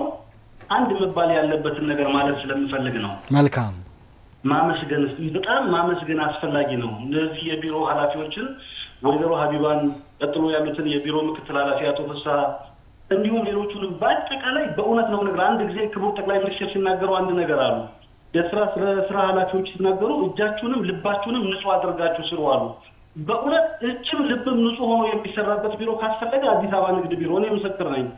ምንም ጉዳይ ኖሮ ሄደህ 2 ደቂቃ ቆመህ ብቻ ጉዳይ ትክክለኛና ህጋዊ ይሁን። እናመሰግናለን ለማለት ነው። በጣም እናመሰግናለን ወይዘሮ ሀቢባ፣ አቶ ፍስሐ ጥሙን እናመሰግናለን። ሌሎች የቢሮ አመራሮችን በጠቅላላ እናመሰግናለን። ቅዳሜና እሁድ ሳይቀር እየመጡ እየጎበኙን፣ እኔ አምራችን እየመጡ እየጎበኙን እያበረታቱን ላደረጉልን ድጋፍ ሁሉ ከልብ እናመሰግናለን። ሊመሰገኑ ይገባል። ልባቸውንም እጃቸውንም ንጹህ አድርገው ሰርተዋል ማለት ነው። አመሰግናለሁ ወንድሜ። ስለደወሉ ከልብ ነው የምናመሰግን። ወይዘሮ ሀቢባ ደርሶ ለመለስና ያዩትን ችግሮች አይተናል። እነዚህ ችግሮች ቀጥለዋል። እንግዲህ በዝርዝር ውስጥ ከመገባ ይልቅ በተለይ የገበያ ማዕከላትን በተመለከተ ዘርዘር አድርገው እንዲያነሱልኝ ይፈልጋለሁ። መስመር ላይ ስልክ አለ፣ ስልክ ልቀበል። ዛሬ ስልክ በዝቷል። የንግድ ጉዳይ ነው። ሄሎ ሄሎ አድማጫችን እየተሰማ አይደለም። ሄሎ ተቋርጧል እያለኝ ነው። ወደ እርሶ ልመለስና አብረን በጋራ ስላየ ነው ምላሽ ማብራሪያ ይስጡበት። ለምን ዘገየ ነው? ለምን የተነሳው ጥያቄ ተገቢ ጥያቄ ነው። የነዋሪዎቻችን አምራቾቻችን ሸማቾቻችን ደግሞ እንዲረዱ የሚፈልግና የባለፈ አመት ምክትል ላይ መጥቶ እዚህ መብራሪያ ሲሰጡበት የነበረበትንና የአሁኑን ፕሮግረስ ማሳየት ይፈልጋለሁ። በመጀመሪያ ደረጃ መሰረተ ልማቱ የለም ነው መጀመሪያ ስናነሳ የነበረው።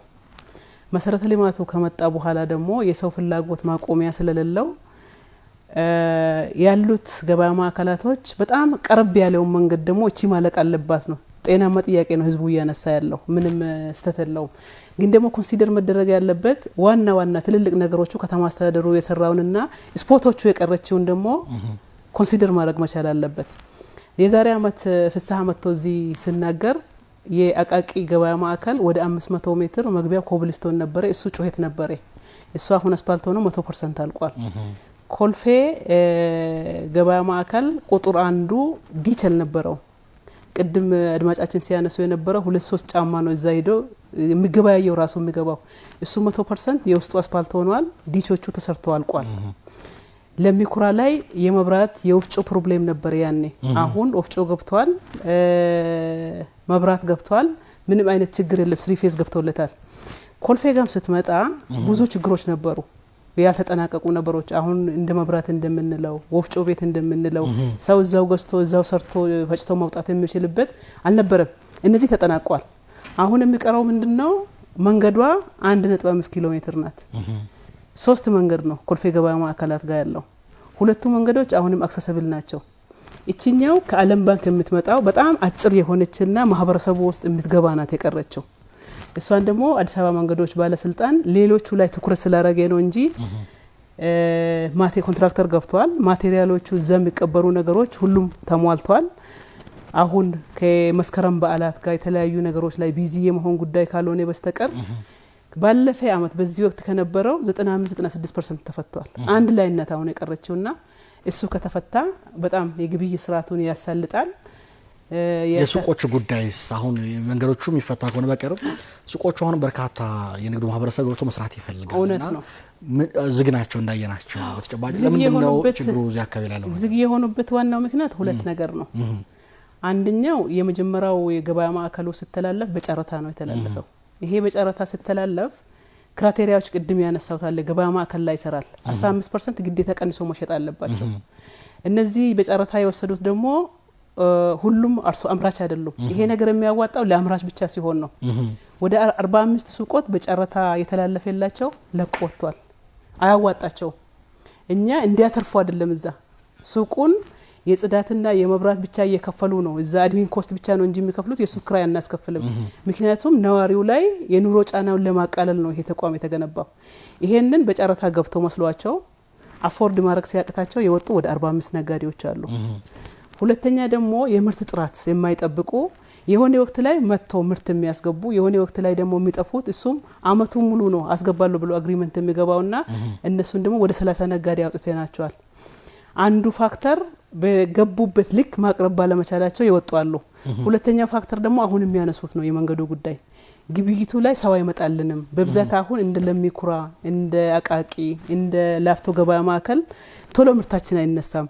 አሁን ይሄንን የሚያነሱት አትክልትና ፍራፍሬ ላይ የተሰማሩ ናቸው እንጂ ሰብል ላይ የተሰማሩ አይደለም።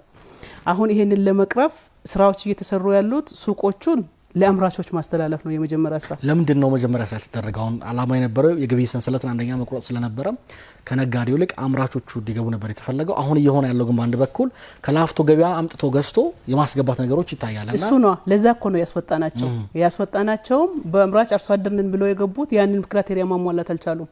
አምራች አይደሉም ማለት ነው መጀመሪያው ነው። ስለዚህ ነው ከላፍቶ ገበያ ማዕከል አምጥቶ ህዝቡ ላይ ጨምሮ መሸጥ ነው የፈለጉት። ያ ደግሞ አላማው የተገነባበት እሱ ስላልሆነ ከገበያ ማዕከሉ ጠራርገን ነው ያስወጣናቸው። መስመር ላይ ስልክ ስላለ ከአክብሮት ጋር አላቋርጦት። ሄሎ ጤና ይስጥልኝ። ሄሎ ጤና ይስጥልኝ። ማን እንበል? አሰፋ እባላለሁ ከዚህ ከኮልፌ ቀራኒዮ ወረዳ 5። አቶ አሰፋ ጥያቄዎትን እስኪ ያቀርቡልን። እዚህ ወረዳ 5 የታውት በተለምዶ ታውት ማደሪያ የሚባለው እሺ እዛ አካባቢ የእሁድና ቅዳሜ ገበያ አለ። እሺ ውስኖች ናቸው የሚመጡት፣ ውስኖች ናቸው። እዛ የሚያቀርቡት ደግሞ በጣም የወረደ ሽንኩርትና የተበላሸ ሽንኩርትና የተበላሸ ድንችና ቲማቲም ነው ይዘው የሚመጡት። እዚህ ላይ የነሱ ደግሞ እኩል ከሱቁ ጋር እኩል ዋጋ ነው ያላቸው። ዘይትም የለም ምንም የለም፣ ሌላ አትክልት ነገር የለም። ግን የወረደ ዋጋ ነው የወረደ እንትን ያለ ጥራት የለውም። እዛ አካባቢ መጥተው ጥራት የሚቆጣጠሩ ሰዎች ቢኖሩ ከሌላ ደግሞ የተሻለ ሽንኩርትና ቲማቲም እንደው የተሻለ ነገር ገበያ ቢያቀርቡልን እኛ እዛ አካባቢ በወረዳ 5 ላይ የእሁድና ቅዳሜ እዚህ ታወት ማደሪያ ነው ያለው።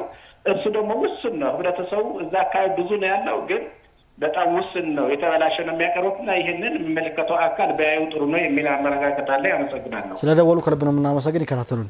ይቀጥሉ። ዞር ሀባ አቋረጥኩት። ስለ ሽንኩርቱ ቅድም ስላነሱ ትንሽ ሀሳብ ሰጥበት ብዬ ነው። አሁን ቅዳሜና ይሁድ ገበያ ላይ የምነሳው ከጥራት ጋር ተያይዞ የምነሱ ተደጋጋሚ ጥያቄዎች አሉ። ሽንኩርቱ አሁን እኛ በመናወጣው 3 ደረጃ ነው ያለው። 3 ደረጃ፣ አንደኛ ደረጃ፣ ሁለተኛ ደረጃ፣ ሶስተኛ ደረጃ አሉ። እንግዲህ እንደምታወቀው መስከረምና ጥቅምት ናሴ መጨረሻ ላይ የሽንኩርት ምርት ይቀንሳል። የሽንኩርት ምርት ስለሚቀንስ የአዲሱ አመት ላይ ኪሎ እስከ 90 ብር 100 ብር ነበር። መስቀል አካባቢ ላይ 80 ብር ላይ ነው ወደ አንደኛ ደረጃው የመጣው የኢሬቻና የመስቀል በዓላት ላይ። ዛሬ ላይ ደግሞ ሄደ ቢጠይቀው 50 ብር ነው። አሁን ነዋሪው ይሄን መረዳት መቻል አለበት። እኛ አሁን ግዙ እያልን ያለ ነው፣ ሰው እንደ ምርጫው ነው፣ ነፃ ገበያ ነው።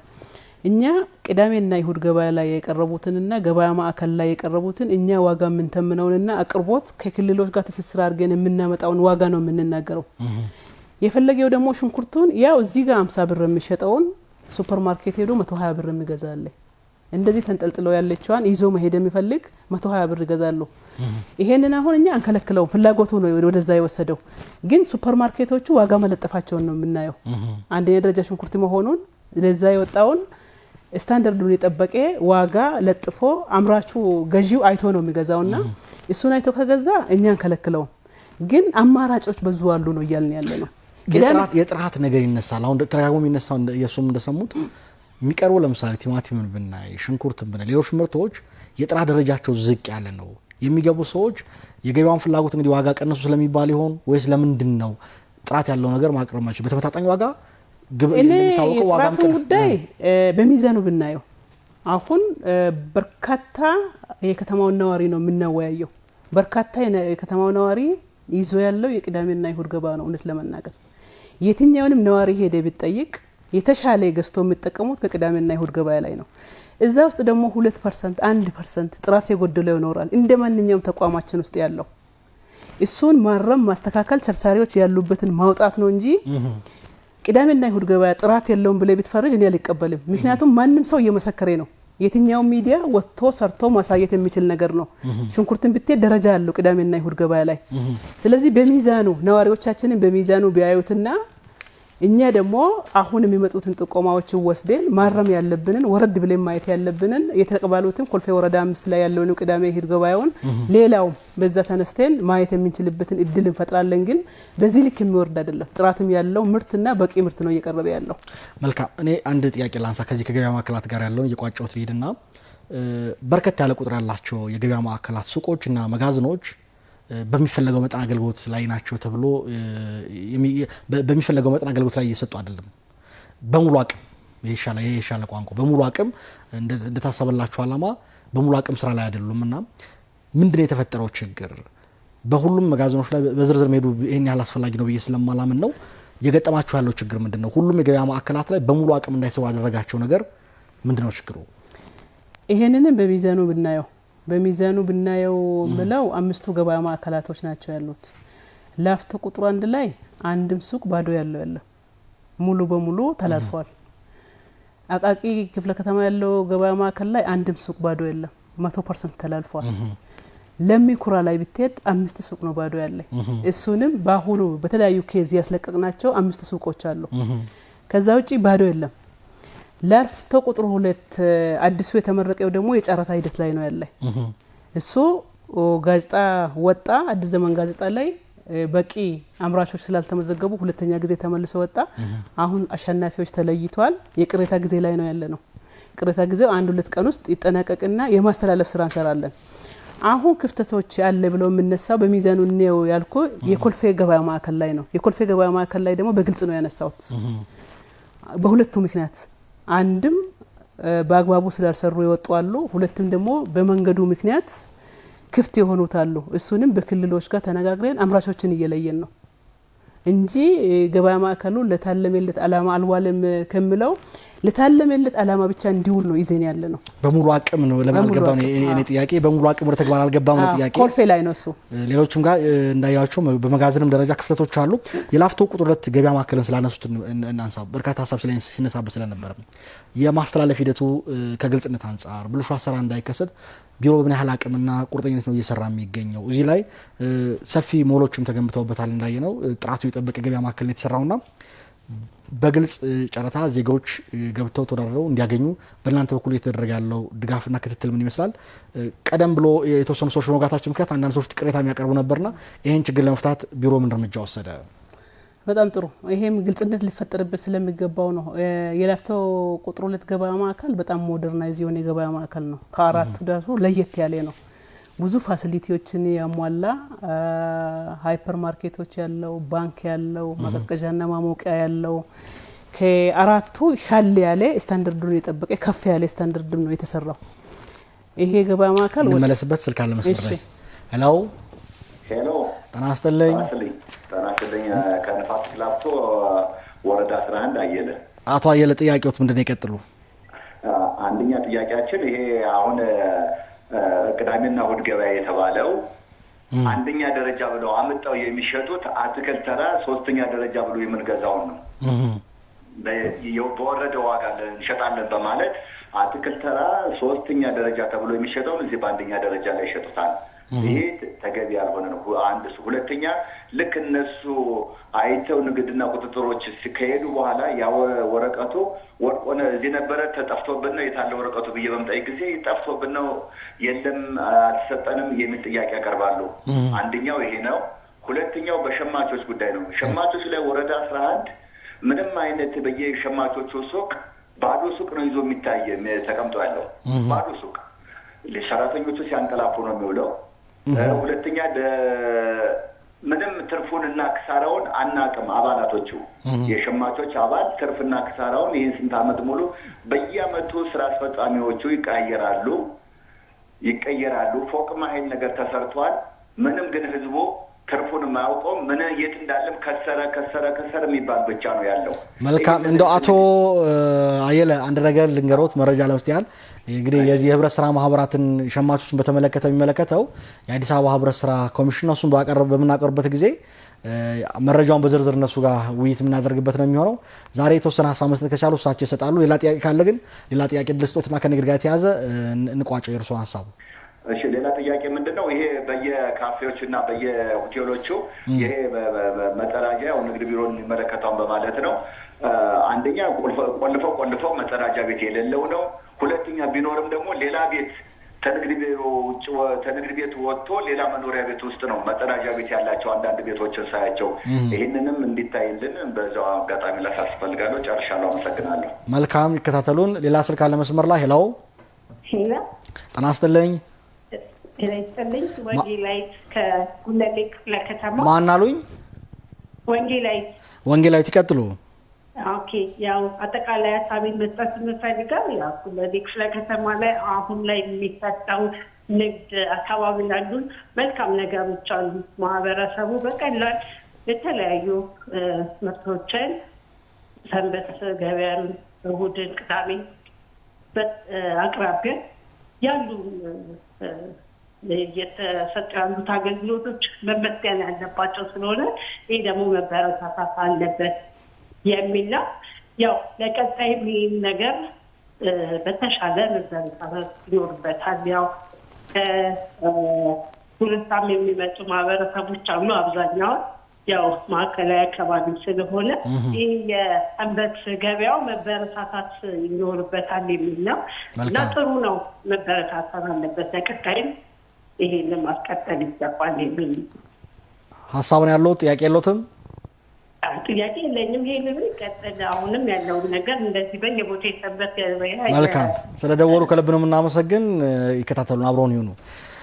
ወይዘሮ ሀቢባ ደርሶ ለመለስ የጀመረው ነገር ስልክ ያው ንግድ ጉዳይ ስለሆነ ከብዙ ነው ስልኩ ሁሉንም ማህበረሰብ ይመለከታል።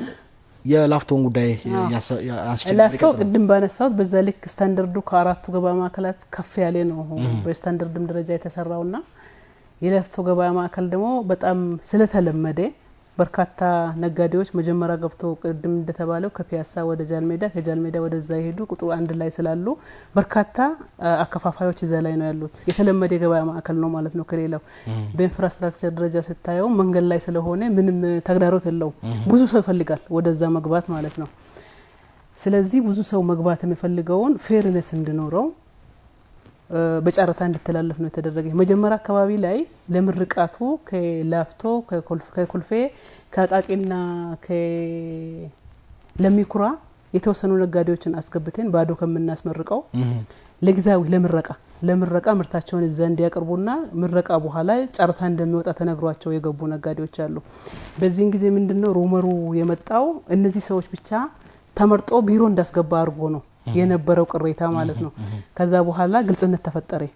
እንደዛ ሳይሆን ጨረታ ነው የሚወጣው፣ ጨረታ ጠብቁ ነው የተባሉት። አዲስ ዘመን ጋዜጣ ላይ ጨረታ ወጣን። አንደኛ ዙር ላይ ወደ 640 ሰው ተመዘገበ። ከዛ በኋላ አሁንም እኛ ያለነው ሱቅ በርግጥ 144 ነው። እዛ ግን ደግሞ በርካታ ቁጥር መመዝገብ ስላለበት 15 ቀን አራዘም ነው። ወደ 1200 ተመዘገበ ለ144 ሱቅ ማለት ነው። ከዛ ውስጥ አምራች ትክክለኛ የሆነውን አምራች ለማግኘት የጨረታው የወጣው በገንዘብ አይደለም፣ ያላቸው መሬት ላይ ነው የወጣ። ምክንያቱም አላማው ቅድም አንተም ስታነሳ እንደነበረው አምራቾቹ እንዲገቡት ነው እንጂ ነጋዴዎች እንዲገቡ አይደለም። ስለዚህ በመሬት ነው ያላቸው መሬት ስፋት ለአትክልትና ፍራፍሬ 20 ሄክታር፣ ለሰብል ለሚገቡት ደግሞ 60 ሄክታር እና ከዛ በላይ ያላቸው በሶስት መልክ መሬት ያላቸው፣ አንድም የራሳቸው ያላቸው፣ ሁለትም ተከራይተው በውልና ማስረጃ ትክክለኛ መሬት ለእርሻ ሄዶ የተከራዩ ሰዎች ያሉበት፣ ሶስተኛ ደግሞ ኢንቨስትመንት ስራ ላይ እርሻ ስራ ላይ የተሰማሩት እነዚህ ሰዎች ከፍ ያለ ማርክ እንዲይዝ ተደርጓል። በደንብ ግን ያቀርቡ ነው ሰነዶቻቸውን። አንዳንዶቹ አምራች ነን ብለው ከገቡ በኋላ ጥሬ ወጡ ስላሉ ባለፈው ጊዜያት እሱ አምራች ነን ብለው ከገቡ በኋላ አሁን ከካርታቸው ፎርጅድ እንዳይሆን ጠበቅ ያለ የተለያየ ተቋማቶች ውስጥ የተወጣጡ ኮሚቴዎች ናቸው እዚህ ላይ የተካተቱትና ሲሪየስ ለማየት ነው። ይሄ ሁሉ ጊዜ የሚወሰደበት ይሄንን ስክሪን ለማድረግ ነው። ይሄንንም ስክሪን አድርገን ደግሞ 100% ንጹህ ላይ ሆን ይችላል። በደረስንበት ቦታ ላይ ግን የማስወጣት ስራው ልክ ቅድም እንደነበረው ይቀጥላል ማለት ነው። ይሄ ተደርጎ አሁን ሁለት ጊዜ ከተራዘመ በኋላ የጨረታ ሂደቱ ላይ ያለፉ ተጫራቾች ታውቋል። ከዛ በኋላ ደግሞ ያለ አግባብ ነው የወደቅ ነው የሚሉ ካሉ ደግሞ የቅሬታ ጊዜ ህጉ የሚያስቀምጠው አለ።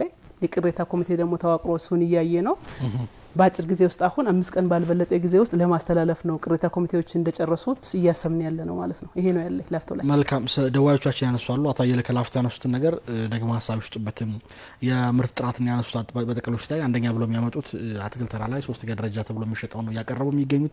በሌላ መልኩ ደግሞ ወረቀት ወይም የእቃ ዋጋ ዝርዝር ልክ ተቋጣሪ እናንተ ሲሄዱ ይኖራል የናንተ ተቋጣሪዎች ወደሉበት ወቅት ላይ ይነሳል የሚል ነገር አንስተዋል።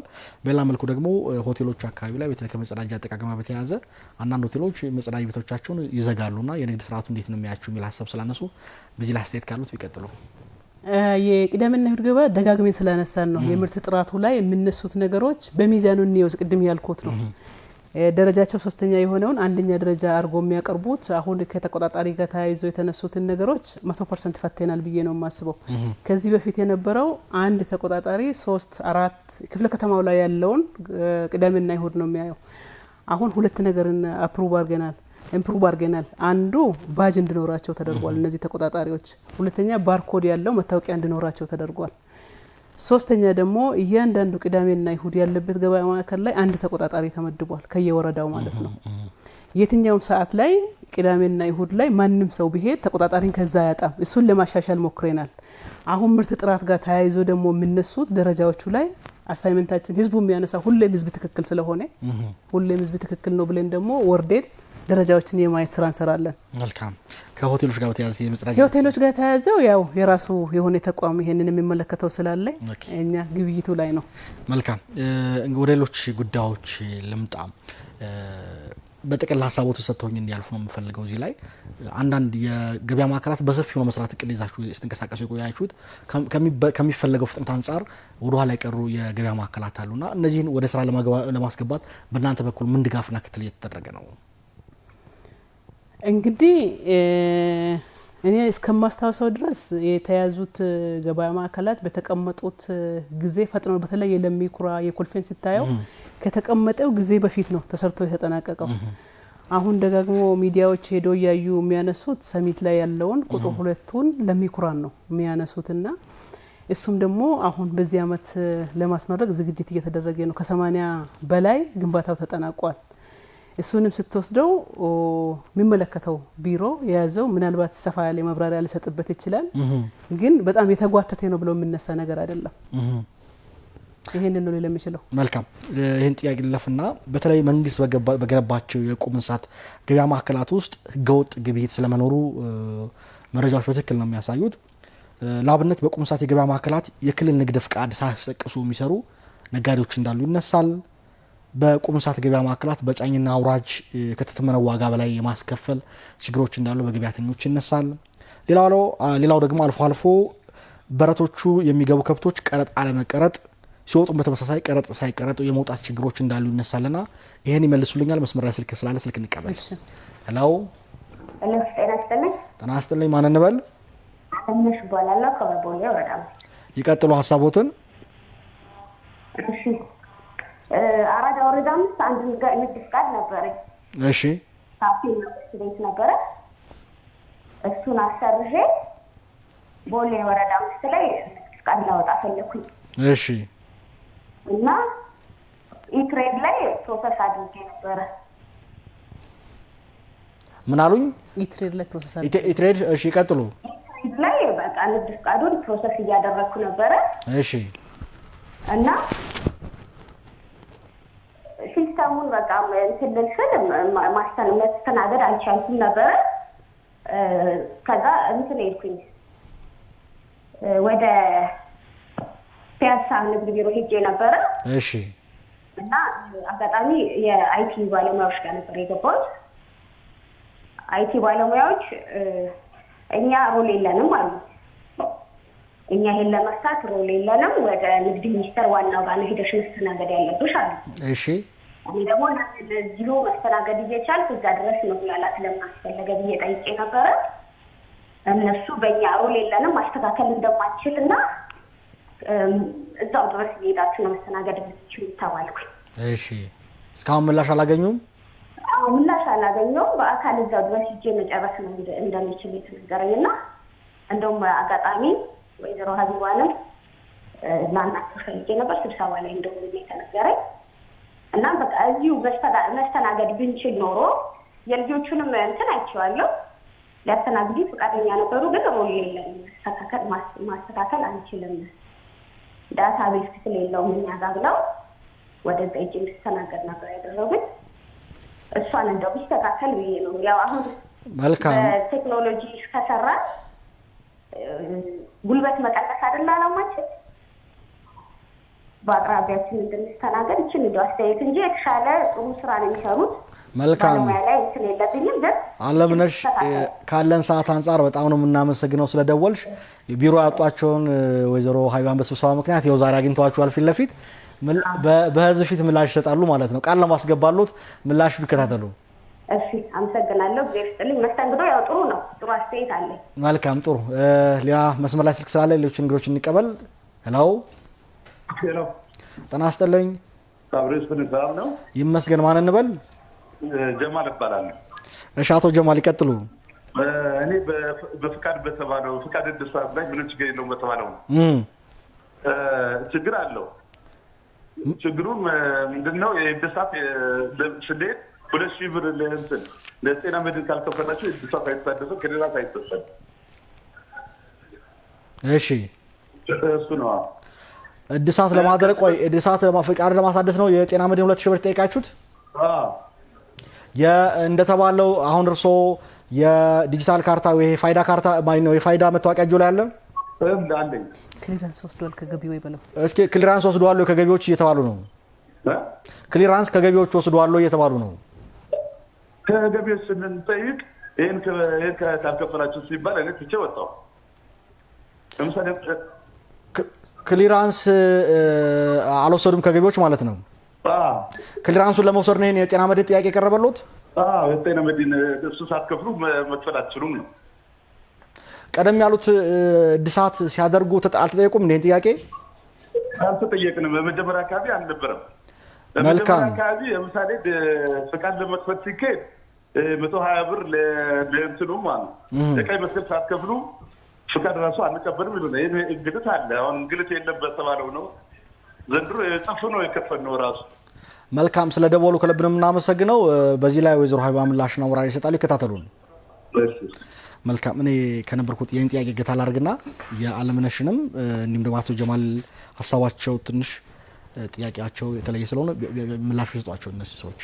እንግዲህ ንግድ ሚኒስቴር የሚሰጥ ሮል አለ። የወይዘሮ ዓለምነሽን ስንመለከት ማለት ነው አንዳንድ ነገሮች 16 ሮሎች ኦንላይን እንድንሰጥ ለኛ ልጆች ተሰጥቷል።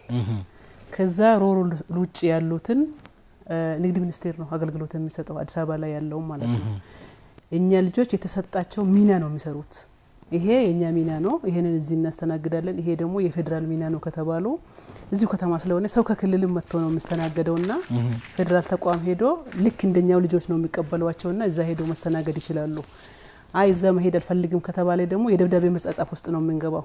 ይሄ ከስተመራችን እንደዚህ አይነት ጥያቄ ያለባቸው በእናንተ በኩል ይስተናገዱ ብለን ነው ደብዳቤ የምንጽፈው። የኛ ልጆች እንደሚመስለኝ እሳቸው ካነሱት የተረዳሁት ገና ደብዳቤ ልውውጥ ውስጥ ከምንገባ እዛ ሄዶ ቢጨርሱት የሚል ሪኮሜንዴሽን ሰጥቶ ይመስለኛል እና እሱ ነው ሊሆን የሚችለው። እኔ ጋም በመጡ ተመሳሳይ መልስ ነው የሚሆነውና ባይዞ የኛ ቢሮ ላይ ቡድን መሪውም ዳይሬክተሩም አይሲቲውም ተመሳሳይ ቋንቋ ነው። ከአንዱ የተለየ ምላሽ ብዙ ጊዜ አይኖርም። ሁለተኛ ጥያቄያችን ላነሱት እንግዲህ የነጋዴው ማህበረሰብ ከተማውን እየገነባ ነው። በርካታ ስራዎችን ነው እየሰራ ያለው። ጤና መድን ድርጅት ጤና መድንን ግብር ላይ ታስቦባቸው ከሆነ ይሄ ለሁሉም ነጋዴ ነው የሁሉም ንግድ ስርዓት ውስጥ ያለው ሰው እንደ ማንኛውም ሰው የጤና መድንን መክፈል መቻል አለበት። እዛ ላይ ተደምሮ ሊሆን ይችላል ብዬ ነው የሚያስበው። ከዚህ ቀደም የነበሩት ያነሱት እሳቸውም አልከፈሉም። የዚህ ጤና መድን የሚባል ነገር ክፍያ አልነበረም። የቀይ መስቀል አሁን የመጣብን የሚል ጥያቄ ያላቸውና በአዋጅ በደንብ አስደግፋቸው ወይስ እንዲሁ የግድ ለማጠናከር ስለሚል የካቢኔ ደንብ ነው ውሳኔ ወጥቶበታል? የካቢኔ ደንብ ነው። በገቢዎች በኩል እንዲሰበሰብ ዳይሬክሽን ተሰጥቷቸው ሊሆን ይችላል እንጂ የካቢኔ ደንብ ነው። ዝም ብሎ ገቢዎች የጨመሩበት አይደለም። በስርዓቱ የተቀመጠ ነው። ሀግብር ከፋይ ስንት ነው የሚከፍሉት፣ ለግብር ከፋይ አመርሃ ግብር ከፋይ እየተባለ በራሳቸው ሄዶ ንግድ ፍቃድ እንዲያድሱ ሲሉ በፍቃደኝነት ላይ የተመሰረተ ነው። እኔ እስከማውቀው ሁለት አይነት አሰራር ነው ነበር። ንግዱ ማህበረሰብ እዚህ ላይ ያላቸው ጥያቄ ምንድነው? ሁለት አይነት አሰራር ነው። ከዚህ ቀደም የነበሩት ቀድሞ ያደሱት ይሄን ጥያቄ አልቀረበላቸውም። አሁን ነው እየቀረበ ያለ የሚገኘውና ይህ አሰራር ሁለት አይነት አሰራር ተፈጠረ የሚል ጥያቄ ነው ያላቸው። እስከ 2017 መጨረሻ አልነበረም። 2018 ሐምሌ ላይ ነው የተጀመረው። ለዛ ነው ግንዛቤ ፈጠራ ላይ እኛ ጋር ጋፕ ካለ እኛ ጋም ገቢ ጋም ጤና ቢሮ ጋም ካለ ለማህበረሰቡ ለንግዱ ማህበረሰብ ግንዛቤ መፍጠር ቢቀረው ነው እንጂ ገቢ ሆን ብሎ የጨመረበት አይደለም።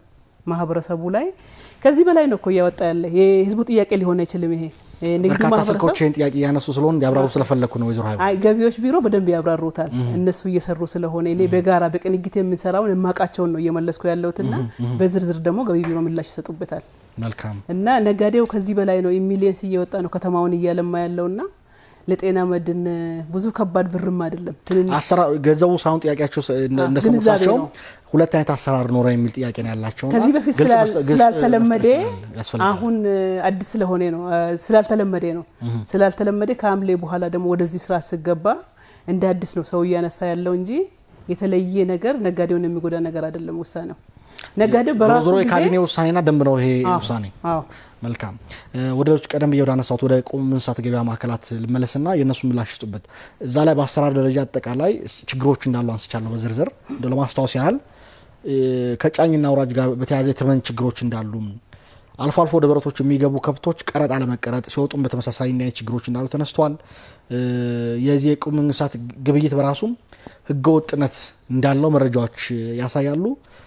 የክልል ንግድ ፍቃድ ይዘው የአዲስ አበባን ማስጠቀስ እንዳለባቸው ያዛል። ነገር ግን በክልል ንግድ ፍቃድም ጭምር የሚሰሩ እንዳሉ ስለሚነሳ እዚህ አካባቢ ያለውን ነገር ስርዓት ማስያዝ ያልተቻለው ለምንድን ነው? ጉለቶቹ ከምን የመነጩ ናቸው? በጣም ጥሩ ጥያቄ ነው። እንግዲህ ቅድም ስንል የነበረው ከአጠቃላይ የንግድ ስራ ስብራቶቻችን ውስጥ አንዱ ነው ይሄ። አሁን በፌዝ ነው እየወጣን ያለ ነው። ተቋሙን እንደነገርኩ ሪፎርም ነው እያደረግን ያለ ነው። አጠቃላይ አገልግሎቶችን በቴክኖሎጂ ማስደገፍ፣ አደረጋገታችን ሪቫይዝ ለማድረግ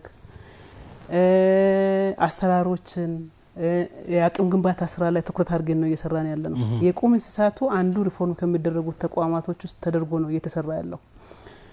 በርካታ ችግሮች ይስተዋላሉ እውነት ለመናገር ማለት ነው። ይሄንን ለማጥራትና ወደ መልክ ለማስያዝ እንደ ግብርና ማዕከላት ምርት ግብይት ማዕከላት ኮምፓውንድ የሆነ እንደዚህ የምትቆጣጠረው ነገር አይደለም። ከግንባታው ጀምሮ የሚቀሩት ነገሮች አሉ። እሱን የማሻሻያ ስራ ነው እየተሰራ ያለው። አንዱ ኮምፓውንድ ተደርጎ ኮምፓውንድ ያልሆነበት ቦታ ላይ ዝም ብሎ አጥር የነበረው ስታንዳርዱን የጠበቀ አንዱ ከፍ ማድረግ ነው እየተሰራ ያለው።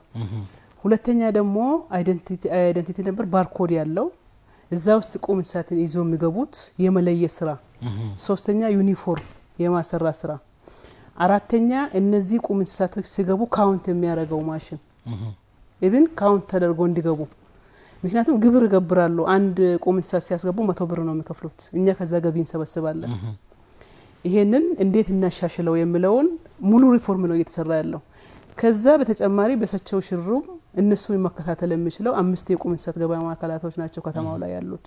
እስከዛ ድረስ ነው የተሰራ ያለው እና ከዛ በኋላ እነዚህ ከተሰሩ በኋላ ዩኒፎርም የሌለው አይዲ ነምበር የሌለው ደላላ አሁን ኮሚሽን ብሎ የሚበጠብጠው የሚወጣበትን ስርዓት ነው። እኛ አሁን እዛ ሄዶ መቅጣት አይደለም እያረግን ያለ ነው። ቅድም እንዳልኩ ሰርቪሱ ላይ ከቤዙ ማሻሻል እንደጀመር ነው። ግብይት ስርዓቱ ላይ ከቤዙ ማሻሻል እንደጀመር ነው። እዚህ ላይ መሰረታዊ የሆነ ለውጥ ለማምጣት ነው እየተሰራ ያለውና ችግሮቹ አንተ የቅድም ያነሳቸው አሉ። በከፊል የተፈቱ አሉ፣ ግን 100% ተፈቶ ከውስጡ አልወጣንም። በአጭር ጊዜ ውስጥ ግን ለማውጣት ከማህበሩ ጋር የፌደራሉ ጋር የከተማ አስተዳደሩ ጋር የቁም እንስሳት ፕሬዝዳንቶቹ ጋር ውይይት አድርገን የጋራ አድርገን ኮስት ሼር ጭምር በማድረግ እነሱ የሚችሉትን በፋይናንስ ደረጃ እኛ ደግሞ የምንችለውን ከፋፍለን ስራዎችን ሰጥተን በጋራ እየሰራን ነው። የግብይት ማዕከሉም እኮ ወይዘሮ ሀቢባ እንደሚያውቁት የአዲስ አበባ ከተማና ስታንዳርድ አንጻር የሚቀረው ብዙ ጉልት ያለበት ነው። ሁሉም ገበያዎች ስንመለከት የቁም እንስሳት ገበያ ማዕከላት ከአዲስ አበባ እድገትና ለውጥ ጋር አብሮ እየተራመደ ነው ብሎ መውሰድ አይቻልም እና እሱስ ምንድነው የታሰበለት? እስከ መቼ ነው በዚህ ሁኔታ ላይ እንደ ቀድሞ በነበረው አካሄድ የሚቀጥለው? እንግዲህ ስርዓቱን ለማሻሻል ነው ከተማ አስተዳደሩም ዘመናዊ የሆነ አንተ እንደምታውቀው ከዚህ በፊት በበዓላት ጊዜ በርካታ የቁም እንስሳትን አስፋልት ላይ ታገኘዋለህ፣ ሜዳ ላይ ታገኘዋለህ። አሁን ከኮሪደር ጋር ተያይዞ ብዙ ነገሮች ወደ ኮምፓውንድ እየመጡ ነው። አሁን ደግሞ እኛ እያሰብን ያለነውና ዘመን ገበያ ጋም ገብተን እየሰራን ያለነው ሰው ሄዶ ከብቶችን ይዞ ዳሶ የሚገባበት ሳይሆን በሚዛን ደረጃ በደሊቨሪ ደረጃ ስጋዎች ደግሞ ታርዶ ታጥቦ ምን ብሎ በደሊቨሪ የሚቀርቡበትን ስርዓት ማዘመን አለብን። ከተማው ትልቅ ከተማ ነው፣ የአፍሪካ ከተማ ነው። እንደ ከዚህ በፊቱ በረት ላይ ከብቶችን አስገብተን ከበረት አስወጥተን ከተማ ላይ ያስከን ባይሱዙ እየጫን መሄድ አንችልም። ሪፎርሙ ይሄንን ጥቅሉን ነው የሚያካትተው። አሁን ለምሳሌ ቄራ አካባቢ ብትወስደው ኮሪደር የገባበት የከበበበት ነው በረቶቹ ያሉት። እሱ በላንድ ዩዙ ከዛ ይነሳል ይወጣል በረቱ ከዛ። አሁን አቃቂ ላይ ያለው አለ፣ ሾገሌ ላይ ያለው አለ፣ ካራ ላይ ያለው አለ፣ እዚህ ደግሞ ንፋስ ስልክ ላይ ቄራ ላይ ያለው አለ። እነዚህን ወደ ኮርነር ላይ ያሉትን ፔሪፈሪ ላይ ያሉትን የማዘመን ስራ ነው። መሀል ላይ ያሉትን ደግሞ የማስወጣት ስራ ነው። ከተማ ሆኖ መቀጠል ስላለበት ማለት ነው። ግብይት ስርዓቱንም ቅድም ባልኩ ልክ ነው እያሰብን ያለ ነው። አሁን በጎች ላይ ተጀምሯል። በጋሁን በብዛት በኪሎ ነው እየተሸጠ ያለው። እንደ በፊቱ ሄዶ ጨምቆ አይቶ አይደለም ሰው እየገዛ ያለው። ጅማሮች አሉ በኪሎ የመሸጥ ኪሎ ይሄን ያህል ከለር ከተባለ ዘመን ገበያ ላይ ከገባው ይሄ በጣም አለ። እኛ ጋም ደግሞ የጀመሩ ነጋዴዎች አሉ። ይሄን ሙሉ ሪፎርሙ መጨረስ ይፈልጋል። ይሄ ሪፎርም ከ3 ወር እስከ 4 ወር ይፈጅብናል አሁንም ማለት ነው። ይሄንን ስናጠናቀቅ ወደ ሙሉ ከመሰረቱ ጀምሮ የማስተካከል ስራ ይሰራል። የቁጥቁጥ ስራዎች የተነካኩት ነገሮች አሉ፣ ግን ያሉትን ችግር የሚፈቱ ነገሮች አይደሉም። ሌላው ማነሳው በእናንተ በኩል ከሸማቾቹ ወጥቶ የዘይትና ስኳርን በተመለከተ በተለይ ስኳር ቤት ለቤት ማድረስ የሚያስችል አንድ ድርጅት ተፈጥሮ ወደ ስራ መግባቱ ይታወሳል። በንግድ ኮርፖሬሽን ነው አብዛኛው በእርግጥ ይሄ ስራው እየተፈጸመ ያለው ግን ንግድ ቢሮ በቀጥታ ይመለከተዋል ይሄንን ሬጉላቶሪ ስለሚያደርግና ይሄ ከማኪባ ከተባለው ድርጅት ጋር በተያያዘ ነዋሪው የሚያነሳው ጥያቄ አለ እንደሚያውቁት አንደኛው በቅዱ መሰረት ስኳር ተጠቃሚ ጊዜውን ጠብቆ እየደረሰን አይደለም የሚል ቅሬታ ያቀርባሉ በተለያየ ምክንያት ቤት ያልተገኙ ሰዎች የተመደበላቸውን ኮታ በወቅቱ ያገኙ አይደለም ይላል በሌላ በኩል መንግስት የሚያቀርበውን የስኳር ዋጋ ከመደበኛው ገበያ ጋር በመቀራረቡ ምክንያት የሸማች ህብረት ስራ ማህበራት የማንሳትና የማቅረብ ፍላጎት እየቀነሰ ስለመምጣቱም ቅድም አድማጫችን የሚያነሱት ጥያቄ ጋር የሚተሳሰር ይመስለኛልና በእርግጥ ይህ አካሄድ ምን ያህል አስፈላጊና ወጪ ቆጣቢ ነው የሚል ግምገማ አላችሁ በእናንተ በኩል? እንግዲህ ይሄንንም በሚዛኑ ማየት ነው ቅድም ከመጀመሪያ ጀምሮ ያነሳው ያለሁት ይሄ ከተማ ትልቅ ከተማ ነው በሚዛኑ ያሉ ያመለጡኝ ነው ዛሬ ያመለጥኩ ሳይሆን ላንተ ብቻ ሳይሆን ተመልካቾቻችንን በሚዛኑ እንዲረዱ ስለሚፈልግ ነው መልካም የማዘመን ስራ ነው እየሰራን ያለነው ንግድ ስርዓቱን እንግዲህ ማኬባ በተፈጠረበት ጊዜ እኔ ዛቢሮ ባልኖርም የተፈጠረበት ትልቅ አላማ አለው አሁን ማህበረሰቡ ሸማች ሱቅ ላይ ሄደን ተሰልፈን 11 ሰዓት ጀምረን እዛ ድንጋይ ይዘን ስኳር ለማግኘት ዘይት ለማግኘት የሚለው ቅሬታ አለ እነዚህ ቅሬታዎች አሁን ሸማች ህብረት ስራ ማህበር ዛሬ ሪፎርም አድርጓል ብዙ ነገሮችን አሻሽሏል ቅድም በመነሳው ልክ አይደለም በጣም ብዙ ነገሮችን ወደ ስታንዳርድ እያመጣ ነው ያለው ከነበረው ትችት ማለት ነው ሪፎርም ተደርጓል እነዚህን ደግሞ ንግድ ስርዓታችን ወደ ዲጂታላይዝ እናምጣ ነው ያልን ያለ ነው እነዚህ ማካይባ የሚባለው ድርጅት ነገ እነዚህ ስኳርና ዘይት የሚሰጣቸውን ዝቅተኛ ኑሮ ደረጃ ላይ ያለው በመታወቂያ በኩፖን የሚወስዱትን ይመዘግባል የመጀመሪያ ደረጃ ከተመዘገበ በኋላ ከንግድ ቢሮ ጋር ሲስተሙ የተሳሰረ ነው ከንግድ ድርጅት ስኳር ያነሳል ለነዚህ ክፍለ ከተማዎች በተመደበላቸው 5 ኪሎ በመደበላቸው 3 ኪሎ በመደበላቸው ዴሊቨር ያረጋል ዴሊቨር ሲያረግ እያንዳንዱ ሰው ቤት አይደለም የሚወስደው አካባቢው ላይ ለምሳሌ አሁን ኮንዶሚኒየም ካለ የሆነ ሎኬሽን ይመርጣሉ እዛ አካባቢ የሚኖሩት እዛ አካባቢ ላይ ሮብ 9 ሰዓት እስከ 10 ሰዓት ነው ከተባለ እዛ አካባቢ ላይ ቴክስት ቀድሞ ይገባላቸዋል ይሰበሰባሉ ሰዎቹ ቴክስትም አይደርስም የሚል ጥያቄ ይስላል አዎ ያነሳሉ ለመጣለህ ነው ይሄንን ካደረጉ በኋላ ቴክስት ያልገባላቸው ያልተቀበሉት ካሉ ደግሞ ለንግድ ድርጅት ነው ስኳሩ ተመላሽ የሚሆነው ከዛ በኋላ ነው ተመልሰው ደግሞ ስኳሩ የሚወጣው ቅሬታ የሚያቀርቡዋል ወርግጥ የናንተ ግምገማና ሬጉላቶሪ በትክክል ወደ ንግድ ድርጅቱ መልሶ መጋቱን ታረጋግጣላችሁ ምናልባትም አንዳንዴ አየር ባየር ሄዶ ይሄማ ግዴታችን ነው እኛ እኮ ስኳሩ መንግስት ነው ደግሞ እኮ የሚያቀርበው ዘይቱ እኮ ተደግሞ ነው የሚቀርበው ስኳሩ ተደግሞ ብዙ ቅሬታዎች የሚመነጩት ወይዘሮ ሃይባ እንዲረዱኝ የሚፈልገው በወቅቱ አይደርሰንም የሚለው ነገር የሚመነጨው ምናልባት ቴክስት ማይገባልንም የሚል ጥያቄ ነዋሪዎች ቅሬታ ስላለ አየር ባየር ላይ ሽጥ የሚችልበት ምክንያት የለም በአሳለፈው አመት እንደውም የተወሰኑ ወረዳዎች ላይም በሪፖርታችሁ ማየት እንደቻልኩት ህገወጥ በሆነ መልኩ አየር ባየር ንግዶችም አሉ ከዚህ ከዘይትና ከስኳር ጋር በተያያዘ የተያዙ እርምጃ የተወሰደባቸውና እንዲህ አይነት ጉድለት አይታይም ወይ ነው ጥያቄ እኔ 100% ይታያል ብዬ ላነሳልህ አልችልም ለምንድን ነው ማላነሳልህ መሰለኝ ፋክቶችን ግራውንድ ላይ ያለውን ስለማቅ ነው ማኬባ ጋር ያለው ጥቃቅን ችግሮች አሉ የሚለውን እኛም በጋራ እየገመገምን ነው ችግሮች አሉ እዛ ጋር ሲወስዱ ትግስት ኖሯቸው ነዋሪዎቹ መጥቶ እስኪወስዱ ድረስ መጠበቅ ችግር አለ የመጡትን ሰጥቶ የቀሩትን ይዞ መመለስ አለ ወይዘሮ ሃይባ ቴክስትም ደርሶ እኮ ነው የሚሉት ማሪው ሳይላክ ብቻ አይደለም ቴክስትም ደርሶም በወቅቱ በሰዓቱ አይመጣም የሚል ጥያቄ መጨመር ነው ያለውና ምናልባት እዚህ አካባቢ ላይ እኔ ግምገማዎቹን ስንመለከትም ጉድለቶች አሉ ባየር ንግዶችና ገባ ብሎ መፈተሽ ያስፈልግም እዚህ አካባቢ ላይ ምንድነው ያያችሁት ያለ በእናንተ በኩል እኔ አሁን ይሄንን ምልበት በየ3 ወሩ ማኬባ ሪፖርት ያቀርባል ማኬባ ለቢሮ ሪፖርት ከሚያቀርበው ውጪ በሲስተም እንከታተላለን ሲስተሙኛ ቢሮ ላይ ያለ ማኬባ ሼር ያረጋል ሲስተሙን ንግድ ድርጅት ላይ ያለ አሁን የግብይት ስርዓቱን ወደ ኋላ መመለስ አንችልም ከዚህ በኋላ ቢወደድም ብጠላም ወደ ቴክኖሎጂ ነው የምንሄደው ወደ ቴክኖሎጂ ስንሄድ ግን ሰውን እየጎዳን አይደለም ወደ ቴክኖሎጂ የምንሄደው በቴክኖሎጂ መጠቀሙን ወደዚህኛው ማኑዋል እንዲመለስ የሚፈልጉ ሰዎች የሚያጫጩሁት ነገር አለ ባላንሱ መታየት አለበት የሚልህ ለዛ ነው እነዚህ ልጆች ደግሞ ተወዳዳሪ ያስፈልጋቸዋል እስካሁን እነሱ ብቻ ነው ሲሰሩት የነበሩት አሁን በዚህ አመት 4 ተወዳዳሪ መጥተዋል ከማኬባ ጋር የሚሰራው 5 ይሆናል ማለት ነው እነዚህ ክፍለ ከተማዎችን ተከፋፍለው ኮምፒቲሽን ባለበት ይሰራሉ ይሄንን ስለ ማኬባ ብቻ ቴክኖሎጂ ስለሚያሰራጭ ለቀን የምንቀመጥ አይደለንም ምክንያቱም የሬጉላቶሪ ሚና የንግድ ቢሮ ነው ነዋሪዎቹ ጋር መድረስ አለ መድረሱን ቼክ እናደርጋለን ከነዋሪዎቹ ጋር በየ3 ወሩ መድረክ አለን ማኬባን እናቀርባለን ፍለፊት በየክፍለ ከተማው ይሄ ተቋም የሚያቀርብላችሁ ችግሩ ምንድነው ይሄ ተቋም እናስቀጥለው ወይስ ሌላ ተቋም እናምጣ? ይቀጥልልን የሚል ከ199% ይቀጥልልናል። 1% ግን ወደ ማኑዋል መመለስ የሚፈልጉት ደግሞ አሉ።